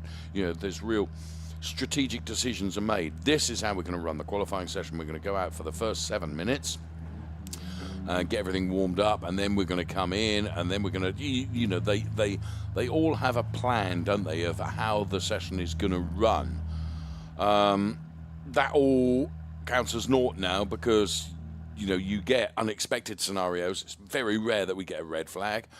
Sometimes you get double yellows across one particular, so clearly you couldn't improve through that section of the track, you know. So all of these things are considered, but of course you go with your optimum plan, and it throws that into crisis. You can't do that right now, so they'll be rejigging in their minds. The information from race control will be communicated to the teams as to when they're expecting to go back to green flag conditions. And just as I say that, we know that it is going to happen in a couple of minutes from now, 10:19. So 1 minute. So you were absolutely right. Wasn't going to take long to recover that car of Rafael Duran, and then we can go back to the session. Yeah, and you make a very valid point, because even the teams who hadn't planned to come out this early in the session, it just means everybody else kind of aligns. It's going to be busier, isn't it? It's going to be busier, it's going to be more traffic, so that will have an impact on pretty much everybody. But for the drivers, it means stay cool, stay calm, follow the plan, whether it's the old plan, whether it's the new plan. And for the teams who speak to the drivers, it will be even more important to communicate when is the track free, when do they have track space to really push, or when do they have to let off for half a lap and then push again, because then they will have appropriate track space. So we're about 20 seconds away from getting back underway. The red will be lifted, it will be back to green, and then it's installation time for everybody. And you can already see a number of cars in the queue, and I think pretty much everybody will be quite eager to follow them with very, very short distances. Yes, I think you're right. They'll want to get out as quickly as they can and get on with it, get on with the job. Pit lane is open then as we go back to green and the session restarts. Great shot there as the cars make their way out of the pit lane. Andrew Morrow was one of them that we could see, and there goes Hanno Laskowski making his way out in the number 85 car, and the exit of the pit lane then all of a sudden becomes a very, very busy place. So if you're at the front of the queue, you've got a good installed lap, but that's all you're going to have, isn't it? Because all of a sudden it becomes very, very busy. David Gosner making the most of trying to get ahead. You can see Andrew Morrow altogether more calm, cool and collected about his warm-up. Here comes Hanno Laskowski, and well, around the parabolica heading up towards the hairpin for effectively for some of these drivers the first time of asking in this qualifying session, of which there is only 14.5 minutes remaining. Let's go into the Ineco MP Racing garage right now, where we can see Thomas Gosner. We can also see Corinna Gosner, because David is out there qualifying in the number 50 car as we speak. There, the Marco Zanassi car, number 69, then, that has not yet left the pit lane, but does so right now for Pinetti Motorsport. Here's Hendrik Viol, who I think he was saying his P4 in the Drivers' Championship points at the moment. He was chasing Klaus Sebranson so hard for the championship win last year. He was bridesmaid, it has to be said. He was denied. He would so dearly like to win the championship this year. Still work to do for Hendrik Viol, but you certainly wouldn't bet against it, Nico. No, absolutely, and he will be very motivated this weekend, as he's every weekend. Next weekend is going to be the big one when we go back racing in 2 weeks' time in Brno, because that's going to be the home race. His track knowledge will be superior to pretty much everybody. You would think, yeah. And we haven't been to Brno in a number of years, so certainly not with the 296. We've had good times whenever we have gone there, it has to be said. It's always very welcoming, and I'm not talking just about the track, but the surroundings and the people, and yeah, we've had some jolly good times. This is Herbert Geiss. We were chatting to Herbert earlier on this weekend, and I love this onboard shot that we have of Herbert Geiss then. Parabolica we are right now. You can see him weaving from side to side, generating temperature into those tires before reaching. It seems like forever, Nico, before you get to the hairpin, but then when it comes, there it is, the right-hander here. And, of course, Herbert, coached by a driver that knows a thing or two about Hockenheim, Harald Projik, who's done some racing here in his time. Another hugely characterful driver in his own right. Oh, yes. Oh, yes. As pretty much all the racing drivers seem to be. Yeah. But guys, yeah, he with a very colourful livery last year, a little bit more subdued in 2025, but it works very, very well. And working very, very well is also his race pace. Has shown great pace over the season thus far, and 2 personal bests.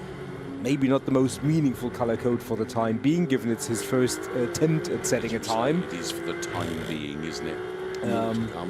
But we expect good things from him, and as we predicted, everybody, but obviously Rafael Duran now out on the track. Yeah. And that means 12 cars out there. Track space is going to come at a premium. Michael Verhagen provisionally on P1, and now with a 1:44.63, that's more like it, as you would say. More like the time that you would expect to be at the end of the session. Still a little bit of improvement probably, but not by seconds and more, but more by tenths and 100ths. Yes, so the Ferrari Warsaw driver, Michael Verhagen, then heading down into the next part of this Hockenheim circuit where overtaking remains a possibility, and into the stadium section with Michael Verhagen then. It's right, then left, and then with the roar of these wonderful cars coming into the sort of enclosed section where the big grandstands almost act as an amplifier for the awesome sound of these wonderful Ferrari Challenge cars. A little bit of banking there around that turn, which you can use that to your advantage and get something of a slingshot into the final sequence of 3 turns. The last 2 of them, almost the double apex Sud curve or south curve or south turn, if you will, and then point it towards the timing line and break that beam and take 1.628 seconds out of the previous best time. That wasn't a bad day at work, Nico. No, that was a very, very good one. Ran very wide on the final turn. Yes. We'll see if race control will have a look at that. Already the first 7, 8 track limit infringements already noted. Marco Zanazzi, we already spoke about his Misano weekend. He would so love to continue his trajectory, currently P6, but as you can see from the graphics, had a very good first sector. Let's see where Sector 2 will put him on his quest to unseat Michael Verhagen. And, well, yeah, I think that looks like a good trajectory. Marco Zanazzi, I mean, what does it do to your confidence when you have such a good weekend as he did in Misano? It must make you feel absolutely brand new, as the stylistics once sung about back in the 70s. Marco Zanazzi, I'm using my musical knowledge there, did you know that? Marco Zanazzi on a good one here. He's currently P6. I think it's going to be altogether different now in but a few hundred meters as he heads towards the timing beam, and Marco Zanazzi goes from P6 to P1. By a huge margin, more than half a second quicker. And now we're into the 138s, 138 low actually, as we take another look at some of the replays as he's going over the curbs, kissing the apex perfectly. Here is Hanno Laskowski. Where is Hanno at the moment? P7, Nico. So track limits. Basically, the deal is this. Let me tell you how it works. You've got to keep always 2 wheels within the white lines. The minute 4 wheels exceed the white lines, then it's looked at by race control, and in qualifying, Nico, the penalty is the lap that you're on is not going to count. You're going to lose that lap. As Quinn Veitlis back there, you can see in conversation with last year's Trofeo Pirelli champion, just about his performance earlier on in Pirelli qualifying, but we're watching Pirelli AM qualifying now as Michael Verhagen is trying to respond. Hendrik Viol has gone P2, Marco Zanazzi P1, Hendrik Viol, then this man, Michael Verhagen for Ferrari Warsaw. Then it's Herbert Geis, P4. Hanno Laskowski is improved to P5. Then it's Daniel Del Favreau, bless you. David Akabatsi, David goes. I didn't know that was so funny. Anyway. And Matt Ross, P9. It was just because you put me off my stroke. Otto Blank, P10. Out of position, Andrew Morrow at the moment, I would say. Down there, P11, Nico. Think that's fair. Yeah. More to come from him and more to come from Armin Arifpour. The driver, unfortunately, that we know we won't see any more from during this qualifying session is Rafael Duran, who sadly made contact with the concrete barriers, which don't forgive much. Michael Verhagen just exceeds the track limits a little bit there. Wonder if that will be picked up on. So Rafael Duran, we're not going to see him again in this qualifying session, I don't think. Yeah, no. Enver Moro, you rightly picked out. He's definitely out of position. He's already had 3 laps deleted due to track limits, and that means with 6.5 minutes remaining, it's coming late early for him. He has to really put it together and qualify well to continue his good trajectory in the championship and his quest to be on the final podium and potentially take the championship in Trofeo Pirelli Am. Starting from P11 would not help in that. Here comes David Akabadze then for Scuderia Monte Carlo, who breaks the timing beam but doesn't improve from his P7 position. Despite the fact he'd done 3 personal bests, he remains P7 because everyone around is improving as well. Marco Zanassi clearly not satisfied with his time at the moment. What's he got? About 4.5 tenths of a margin over anybody else, but what have we got left in the session? 5 3/4 minutes. And we take a look at our timing screen, and it's really pretty much everybody out there has a track limit warning against Sector 1. So that is probably primarily the first turn. You're absolutely right. Basically, turn 1, it almost encourages you to run wide, doesn't it? However, if you do run wide, you pick up the wrath of the race control team who delete your lap. If the team are on the ball, they'll tell you straight away, because otherwise you're going to waste an entire lap. Yeah, absolutely. And in the race, lap 1, that's going to be leniently looked at, and you can expect a lot of drivers to take very wide lines there. It does give you, it gives you a better trajectory, doesn't it? Let's be honest. I found that on my bicycle. Yeah, and this is exactly, we briefly had that in shot. There is a lot of runoff area there, and there is only the curb that will tell you, oh, actually, this is where you should not exceed. But it's so tempting, it's so inviting.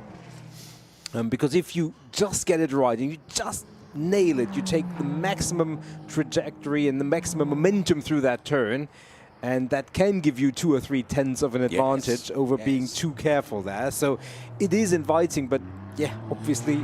You can also, in the race, you can get leaned on a bit going in, because every driver wants to maximize what they can through that turn, and it's a little bit of a funnel, even though the shape of it doesn't suggest that, because it is so wide with that runoff area. But yeah, we often see a bit of contact there, don't we? Oh yes, we do. Okay, Henrik Viol, he is currently in P2, his first sector. Not indicating that he is slow, but equally not indicating that he is necessarily going to improve and get closer to Marco Zanassi. Marco Verhagen, almost identical sector times.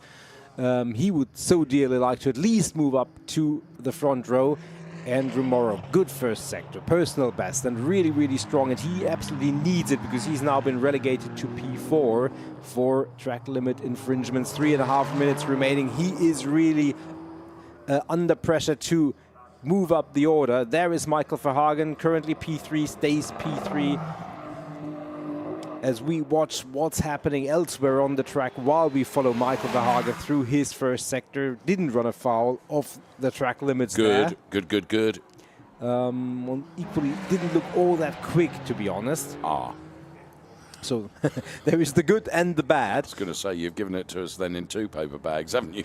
Absolutely. One with a tick, one with a cross. Well, it wasn't a bad first sector, but it was 1/4 of a second already slower. So extrapolating that over the rest of the lap is not going to be possible necessarily to move up the order, but it's only 1 sector. There is Marco Zanassi. He currently reigns supreme. Yep. And he's with a margin of just under 5 tenths. He feels that he's given his best, and he wants to preserve his rubber for the race. Tyre longevity is going to be critical in the race, of course, as the Ferrari Warsaw driver Michael Verhagen continues on his way. Michael, I would say, is one of the drivers that's done the most laps in this qualifying session on 10. Also having done 10 laps is David Akabadze. One driver we talked about who has avoided disaster for the time being is Enver Moro, because he's moved up the order to P7, which is nowhere near where he would like it to be, but easily better than P12. Hendrik Viol, he's second fastest for Scuderia Prague Racing. Is that right? He's only done 5 laps. Yeah, he has been very economic. He Yeah. came out as one of the last drivers, didn't come out before the red flag, so has really limited his exposure, and he's satisfied with P2. He's come back into the pit lane, and I think for him it's really going to be okay. About the race, isn't it? Yeah, P2 is okay. I would like to be P1, but I have really, really fresh tires. Now, Marcus Zanassi only did one more lap. Yeah. So it's not a huge difference, but compared to Michael Verhagen behind him, who's done more than double the amount of laps, there is a big difference, and you would think that it might figure come race time. I completely agree with you. Local time we have here right now around about 10:30, and there you can see Marco Zanassi. I think enough has been done with just under a minute remaining. This is David Gosner, who stays out there in the number 50 car. Good qualifying performance from David Gosner, currently P9. Might see an improvement for him. He can still get to the line. I don't think he'll get another lap in necessarily, with merely 38.76 seconds remaining in this qualifying session. The order is Marco Zanassi, Hendrik Viol, Michael Verhagen, Herbert Guys, Hanno Luskowski. Best drifts in from Hanno Luskowski for a race or two, I have to say, in terms of his qualifying performance. Then Danilo Del Favro, Andrew Morrow, David Akabadze, they've all pitted their cars. And we've got 5 cars still out there on track, and this is one of them, David Gosner for CDP MP Racing. And with just 2 seconds remaining, he has brought the car into the, well, no, that's Mikko Verhagen who's come into the pit lane. He's not going to go anymore. Here's Hanno Luskowski. He can certainly complete the lap that he is on. Just looking at his sector times, not sure it's going to be an improvement from his current P5 position. I don't see anyone out there setting the purple, so I think we're probably, the order on the left-hand side of the screen is the order we're going to get for the Trofeo Pirelli AM drivers as we ride on board now into the pit lane here at Hockenheim. Marco Zanassi, Hendrik Viol will be on the front row of the grid. The Maranello Motors pro racing driver Herbert Guys then brings his car into the Parc Ferme area, just behind our commentary studio here at Hockenheim as well. So that session done and dusted. The checkered flag is out. It's going to be Zanassi from Viol, Verhagen, Guys, Luskowski, Del Favro, Morrow, Akabadze, Gosner, Rosner, Arifpour, and Otto Blank. That's the way it's going to look. It's pole position for the Motor Service Pinetti Motorsport driver Marco Zanassi, who continues his quest at the top. Yeah, 3rd pole position in a row, and he followed that with 2 race wins at Misano. Can he make that 3 out of 3? You certainly wouldn't. Certainly wouldn't question his ability to do so. On a mission, isn't he? Absolutely on a mission. Has only had 1 non-podium finish, which actually was didn't yield him any points, so that was effectively a DNF. Yeah. Every other race of the season he has finished with some silverware. The mantelpiece wants some Reinforcing, absolutely. Marco Zanassi, P1 from Hendrik Viol and Michael Verhagen. Then it was Herbert Guys, Hanno Luskowski, Danilo Del Favro, Andrew Morrow and David Akabadze. They're the top 8, ahead of David Gosner, Matt Rosner, Armin Arifpour, Otto Blank, and very unfortunately, Rafael Duran will be starting from the back of the pack because he caused a red flag earlier on in the session. And from Nico and from myself for Trofeo Pirelli AM, thanks for watching. Bye-bye for now.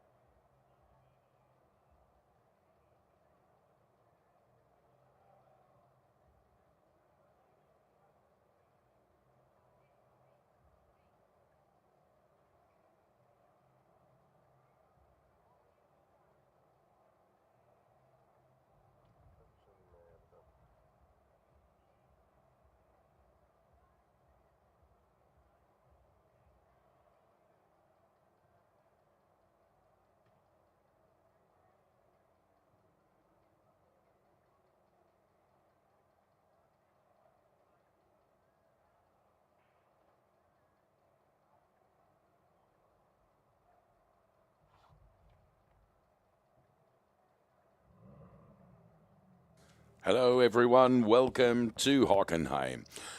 We have our Ferrari Challenge Coppa Shell qualifying to bring you. And this will contain some 13 drivers hoping to set the best time they can during the session, which will give them the opportunity to conduct the race a little bit later on. From every driver will be hoping for P1, of course, pole position. We'll see if they can deliver that. This is the Hockenheim track then, and we're delighted that you can join us for this qualifying session in the sunshine here in Germany, which isn't always a given, that's for sure. I think in my many years of broadcasting motor racing here in Hockenheim, I've probably experienced just about every weather phenomenon known to man.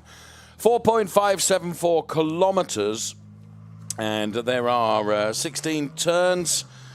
6 left, 10 right-handers. It's about an hour from Frankfurt, about an hour and 20, maybe an hour and 30 from Stuttgart. But it is a track. And there we can see Alberto Duran and Rafael Duran there. There's John Dillon's centre picture, all smiles as John is about to get his qualifying underway. And he is one of our Shell drivers, and let's bring you all of them right now that you will see over the course of this session. Ernst Kirkmeyer, welcome back, Ernst. Michael Martin, Germano Salernitano, James Weiland, Oscar Rinčević, Zoe Skrimpias, John Dillon, Thomas Gosner. And to add to those, we can, with Thomas Gosner and Cristiano Marchel, Corinna Gosner, von Skeltemar, NM, and Manuela Gosner. It's a packed grid of Coppa Shell drivers, Nico, that will take to this track for their 30 minutes qualifying. Absolutely. It's a packed grid of Gosners as well. The Gosner family, 4 high here, 3 in this session. We already had David Gosner previously on the track, always great, and a very familiar name and familiar faces here in the Ferrari Challenge paddock.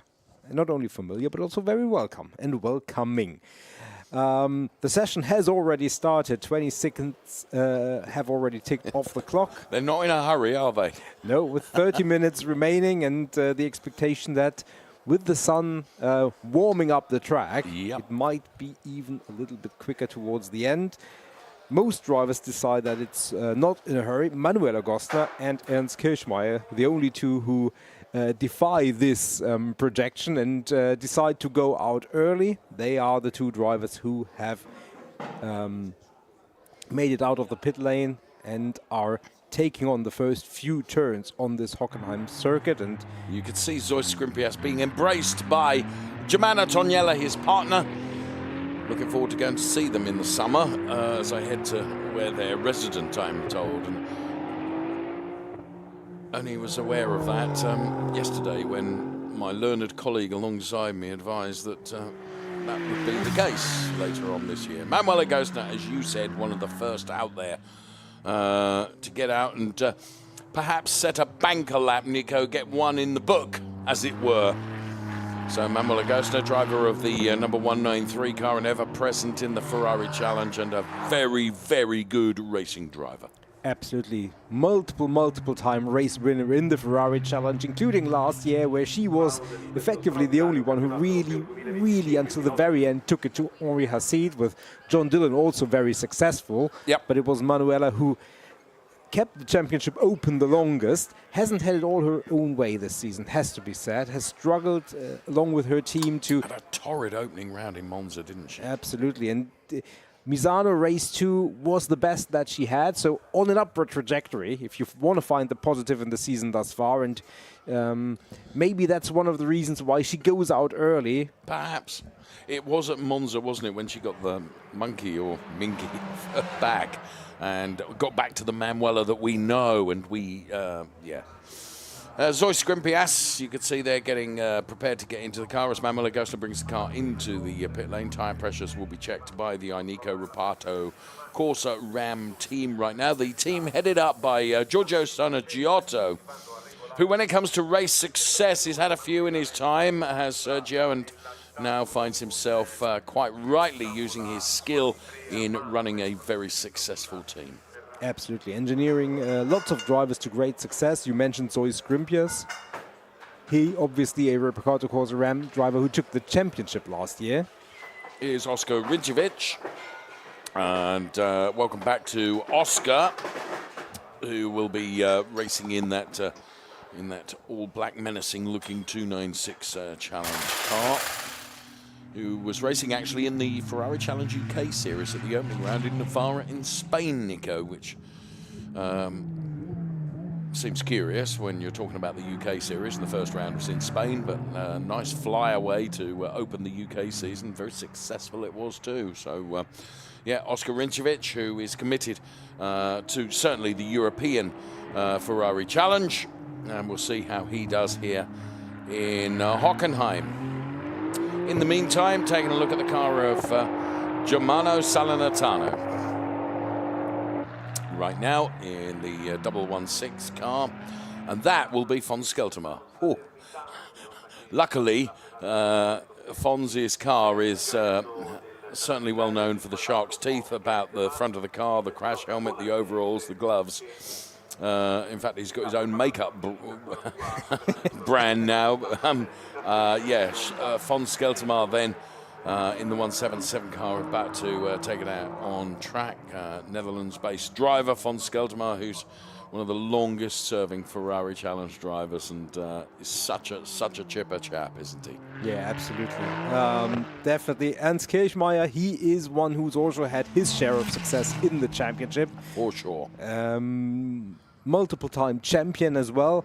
Isn't doing all of the rounds in Europe this year, so not one who is vying for the championship necessarily, but for a race win, never count him out, never. And, you know, has still been doing some racing. He's raced in the Australasia Championship, the Japan Championship, the North America Championship. I don't think there's any region. I don't think Ernst has raced in the UK yet. Hint, hint.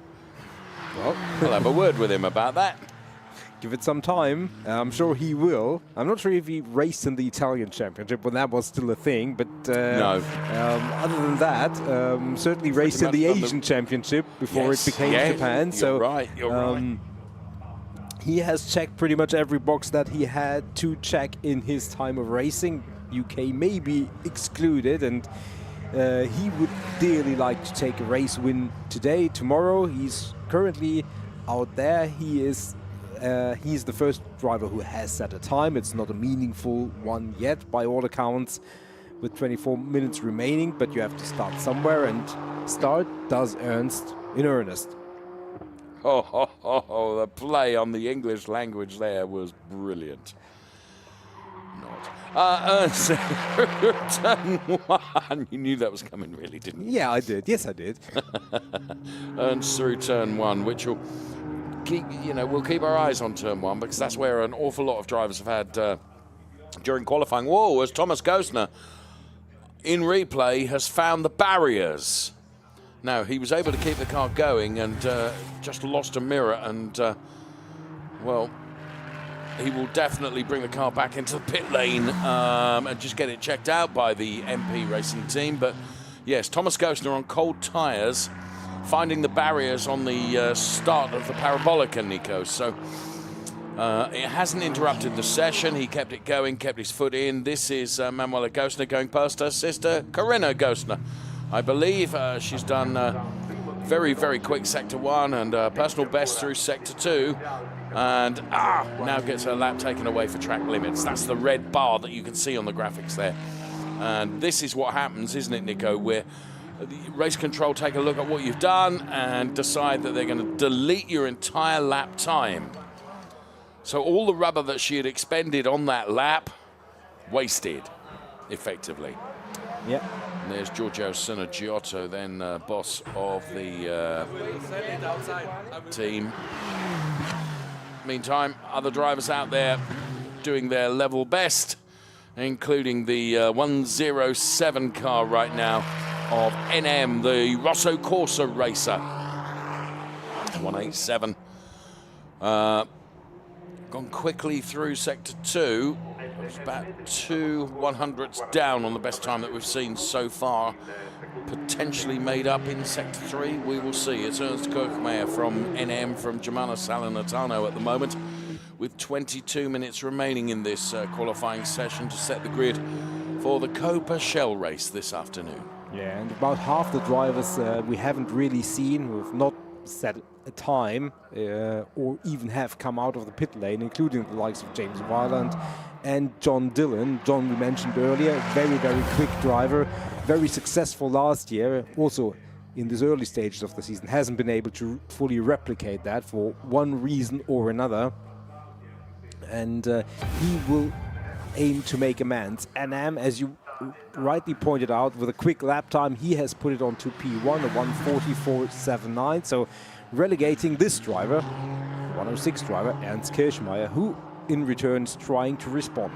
And does respond through sector 1, being quicker than anyone. Can he maintain that heightened anticipation through sector 2? Well, personal best through sector 2 is 5/10 down, Nico, thus far on the cumulative lap time. If he can get it all held together in the final sections, like that bank turn here at Hockenheim. This is Ernst Kirchmeier then for Kessel Racing, all looking pretty promising. He has got the backmarking car, if you like, of Corinna Gostner, I think it is. That may hamper his efforts because Corinna cannot make the car disappear as Ernst now crosses the timing line.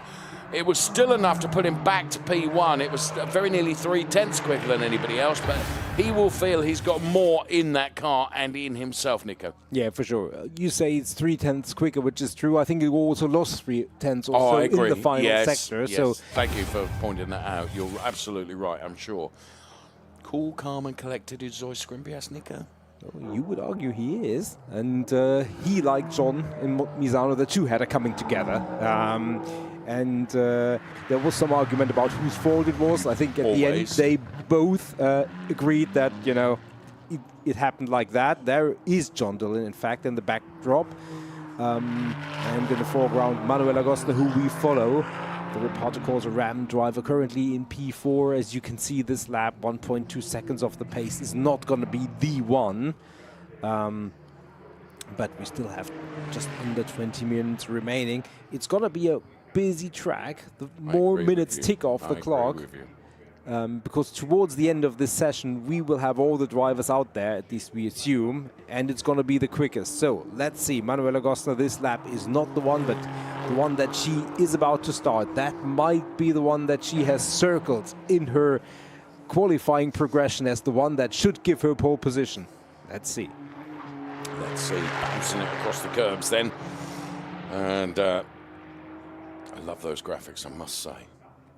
And Manuela, who has given us some awesome racing during her illustrious career in the Ferrari Challenger. Fine racing driver, that's for sure.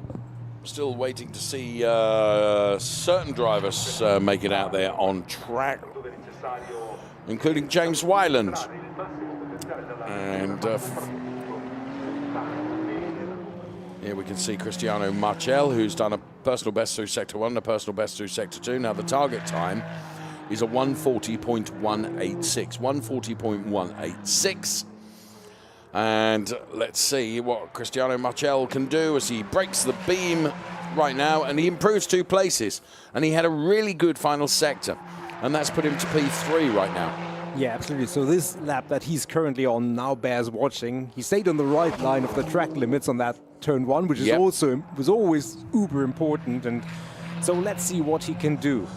Manuela Gostner, she's on a good trajectory. The colors on the timing don't necessarily indicate it, but she was only 1/10 off the pace from Ernst Kirchmeier's lap time, which currently reigns supreme. So something that she can find on that lap certainly looks like it's going to be an improvement over the current P4. Rounds the final turn, not running too wide, it's just within the limits of what's allowed, and P4 becomes indeed P1. Well done, Manuela Gostner. And P1 then for Manuela, a 1:40.095. So we're not quite into the 30s yet, but I feel it's just moments away, Nico, with 17.5 minutes of this qualifying session remaining. Manuela's sister Corinna right now for CDP MP Racing. Also looking pretty lively with a personal best Sector 1 and a personal best Sector 2. Bouncing the car across the curbs here. Double apex south curve then, south turn, rounds it and heads towards the timing line, keeping the wheels nicely within the track limits. It's a P6 for Corinna Gosner. And here is John Dillon then, through the hairpin. So the Formula Racing driver, John Dillon, always features at the very, very top of the Shell drivers. Not convinced this will necessarily be the lap, maybe the next one, but one never knows. Yeah, we will see. The first sector was only 100.5 off the pace, so it's really, really good. And he will approach the second sector line, and that will, yeah, lost a few more 100s, but we're talking 100, so really, really strong lap that he can use to improve and put a banker lap, if nothing else. P7 should become a much lower position or higher position. You see John there taking a different line to some other drivers. You can use that banked turn in two different ways, can't you? You can come down to the inside of it, or you can use the high outside, back end of the car, just wobbling a bit through the double apex Sud Curva as he heads towards the timing beam now for John Dillon. What a final sector. Mr. John Dillon. Well done, JD. Found half a second on that final sector, so certainly the driver performance there at its ultimate total best, and you could see it. There was that little bit of a wobble, but it was a testament to the pace that he had through that sector and maximized the runoff area there. Sorry. He's the first of the drivers to put it into the 39, so well done, John. Von Skeltemar right now, shark's teeth ready to bite, if I may be so bold. Yes, you may, Dave. Thank you. Where is he currently at the moment? P8. We know there's more in the 177 car driver combo before we've got to the end of this quali session. Nico, it's looking good, isn't it? Yeah, the first two sectors really, really strong. As you can see, there is a minus, and the minus is very positive in motor racing. Yes. Von Skeltemar to the good of the current pole time from John Dillon. I think this part of the track always looks slow when you go through that very, very long U-turn, because you just have to be... Oh, that's a bummer. I say, is there any need for that sort of language in our broadcasts? Apologies. That is... I really don't think I heard that. I think Fons would agree, though, because that was really, really disappointing and a letdown, because he was in such a good trajectory. And the Castle Racing Garage, as you can see, really giving him a good car, engineering a good car for him, and he really showed it. Just that track limit infraction. We didn't see it, in fairness. As my on-air colleague is picking himself up from the floor, I just metaphorically. don't believe you said that. Right. Back to the script, Dave. John Dillon, Manuela Gosner, Ernst Kirchmeier, NM. They are the top four as we're watching Cristiano Marchel right now for FBO Motorsports. P6 at the moment. Sector 1 a PB, Sector 2 was not brilliant. Can it all be saved in Sector 3, which is where we are right now? Double apex, South Curve. Here we go. Give it everything you can on the exit. Don't run too wide. Don't exceed the track limits too far. Heading towards the timing beam now. 8, nearly 9 tenths down. So sadly, it wasn't one that was going to really test us. As a new set of Pirelli P0s, I would suggest going on to the Manuela Gosner car, Nico. Yeah, definitely looks like a fresh set of tires there. And Manuela is in P2, but with 12 minutes, well, almost 13, she still has her mind and goal set for something even better. That is P1. And I'm currently in P4. He is on an improvement trajectory, potentially. Finishing the lap here. Will it be better? No. Lost some time on the final sector. James Wyland is still in the pits. We haven't seen anything from him. So they really, really play with fire. Oh, big control there, as you could see. Getting out of shape, the NM car. But beautifully controlled, to be fair. But it's not the quickest way round. That's for sure. So we continue to watch the qualifying session live from Hockenheim with Cristiano Marchel. Love that camera. Shows the speed of these wonderful 296 challenge cars. Zoe Skrimpias has ventured out onto the track, and expect to see a good time to come from Zoe Skrimpias, I would suggest, in the remaining 12 minutes of this qualifying session. The session that is being led by John Dillon with a 1:39.754. For the moment, Nico remains the only driver in the 39s, and as you predicted earlier on, this 4.574 kilometers of tarmac that is the Hockenheim ring becomes very, very busy right now. Absolutely. 3 drivers currently with pole trajectory, and he is one of them. Ernst Kirchmeier, he is the quickest after the first sector.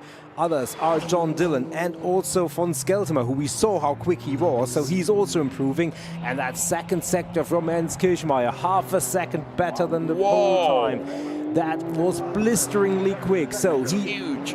Definitely on trajectory to move up the order. Taking the final few turns, 2 purple sectors. It's just one more turn to do now. Controls it nicely. Early on the throttle. Just takes as much of the runoff area there as he dares. P5 becomes P1, and that was a lap and a statement all wrapped into one. Very much so. What a big, big margin from Ernst Kirchmeier. A 1:38.996. So the first driver now into the 38s. Couldn't be bothered with being into the 39s and thought, no, by 4 1,000s, I'm going to go even better than that and put it into the 38s. 1:38.996. Ahead of John Dillon and von Skeltemer, P3. Manuel Agosner, P4. But here comes von Skeltemer, the shark's teeth, responding, but Sector 1 was probably not where he needs it to be. You can make enough up in Sector 2 and Sector 3, but you really put the pressure upon yourself to so do.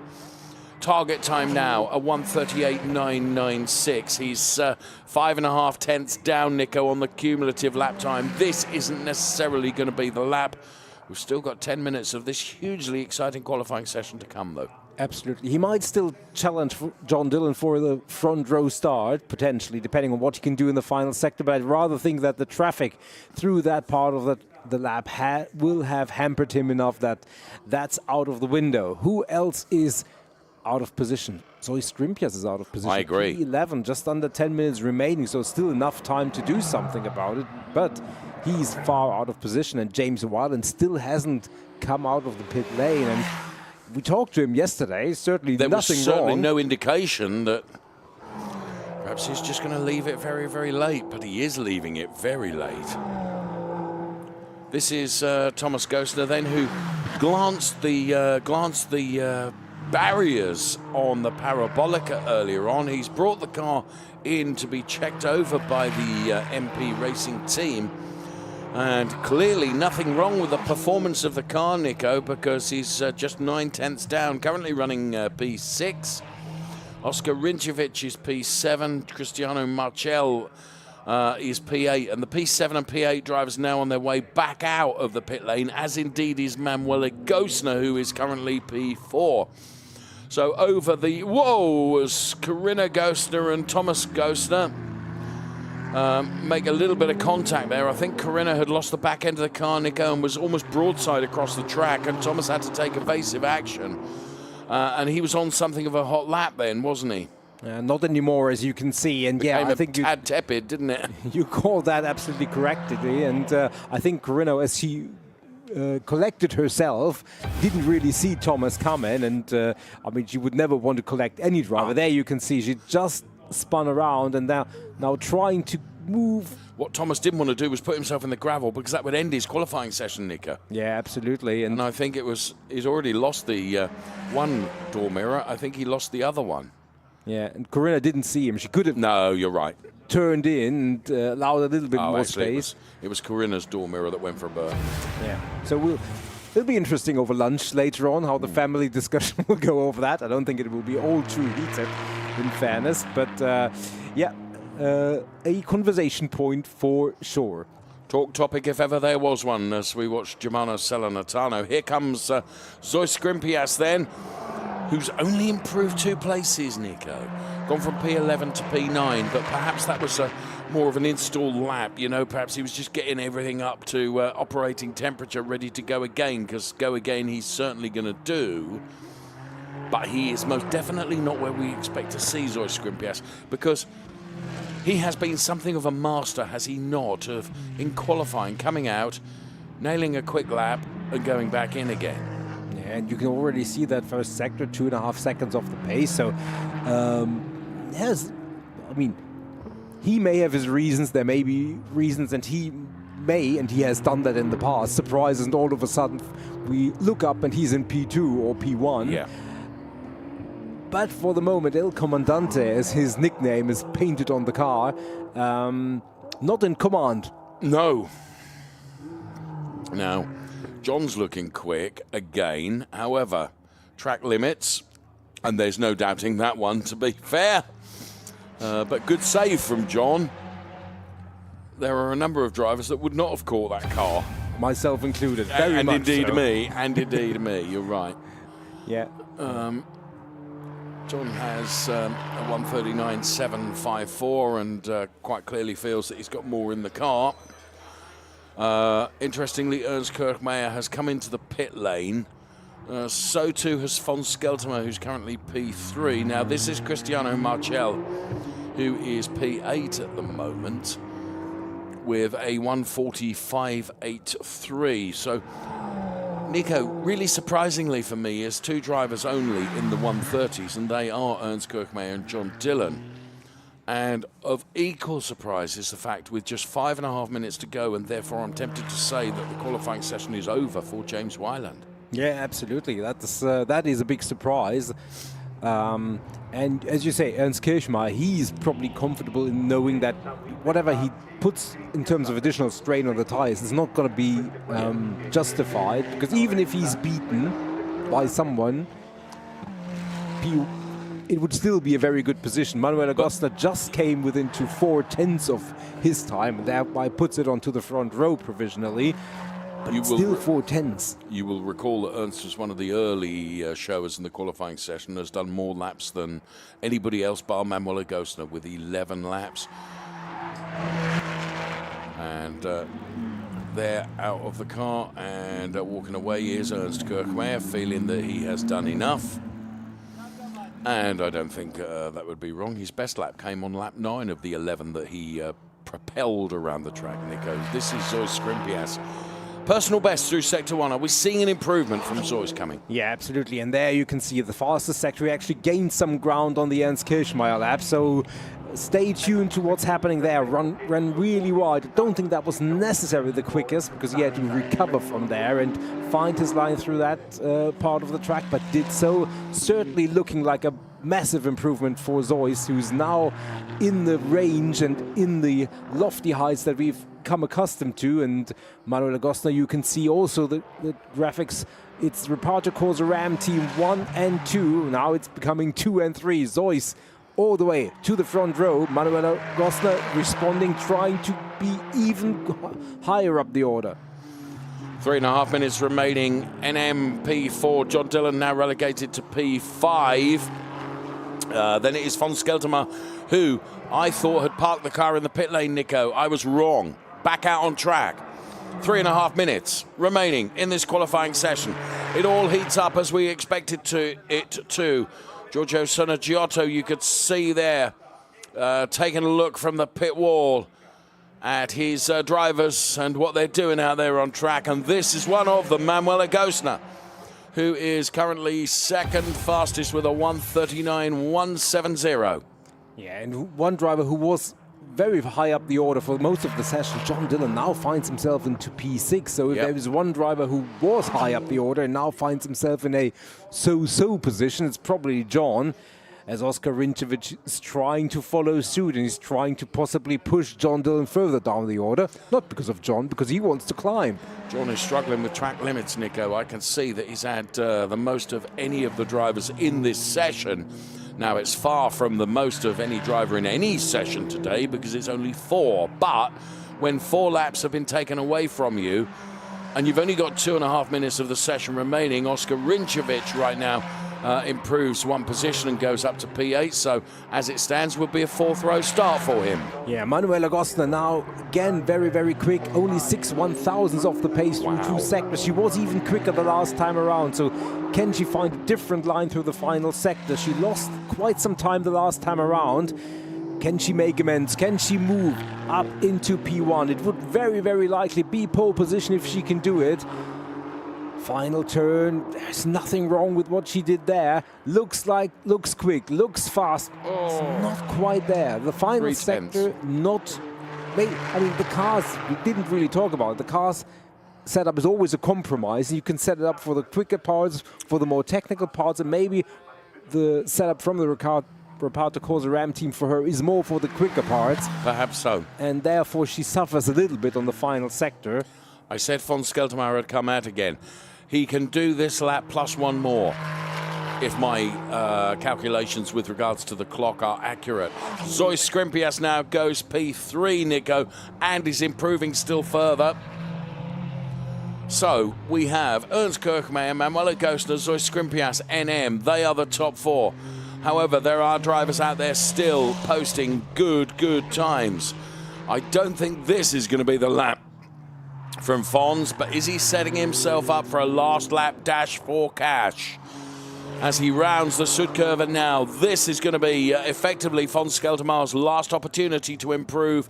As he crosses the line now, it's got to be this lap or no others. Yeah, Zoe Skrimpias, he's in the final sector. He should get another bite at this, but the first 2 ones are already personal best. So he is going for it. We already saw Manu Gostner losing a little bit of time in the final sector. Can Zois use that and move up the order? It's P3 and it stays P3. He too, not in the final sector, no improvement from him. So Ernst Kirchmeier put something onto the tarmac in that final sector, which seems unattainable by anybody. And I think it could be down to car setup, you know. Yeah, possibly. The checkered flag, as we can see, is out. So whoever crosses the timing line, that will be it. Who is out there with a chance? Oskar Rinčević is still fairly quick. The first sector allows him to have a hope for moving up the order. Who's ahead of him? That is Cristiano Maciel, possibly. There's Ernst Kirchmeier looking on then at every other driver out there as Oskar Rinčević is still going for it. He's got traffic ahead of him. Good awareness there as Cristiano Marchel made way for Oskar Rinčević and didn't hamper him or impede his track position at all. So Oskar Rinčević, though, Sector 1 and Sector 2 are not times that are necessarily where he would perhaps like them to be. So the checkered flag is out. The drivers that are out there on track, Zoe Skrimpias, NM, it's John Dillon, Fons Skeltermaier, and this driver, Oskar Rinčević, who are still out. I don't think this is going to be enough as Fons Skeltermaier comes into the pit lane. Oskar Rinčević rounds the final turn. I think he's going to stay P8. I don't see an improvement here from Oskar. And as he crosses the timing line, he stays P8. So I think we have probably got our order. I don't see anyone else improving, Nico. No, I think you're right. Everybody who's still out there had already been a track limit warning or has bailed the lap. So Ernst Kirchmeier, you can see. He's very happy with that, isn't he? And it was a dominant performance. There was a big gap, and then it came down and closer and closer and closer. And there were sector times and intermediate times which were showing a pole trajectory. But the final sector is where Ernst Kirchmeier made all the difference. You will see him. We will see him on pole for the race later this afternoon. Indeed we will. We'll get the full and confirmed results of our qualifying in just a moment. As drivers done and dusted from their qualifying sessions then, and we've seen some very, very compelling qualifying performances. All leads to some superb racing to come from the Ferrari Challenge. Here's confirmation then of Ernst Kirchmeier taking P1 ahead of Manuela Gostner and Zoe Skrimpias and NM. They are the top 4. Then it was Cristiano Marchel and John Dillon and Fons Skeltermaier and Oskar Rinčević. And they were ahead of Thomas Gostner, Corinna Gostner. Then it was Michael Martin, Germano Salernitano, and curiously, James Wyland did not set a time. From Nico and from myself, thank you for watching qualifying. We'll see you for the races to come this afternoon. Goodbye for now.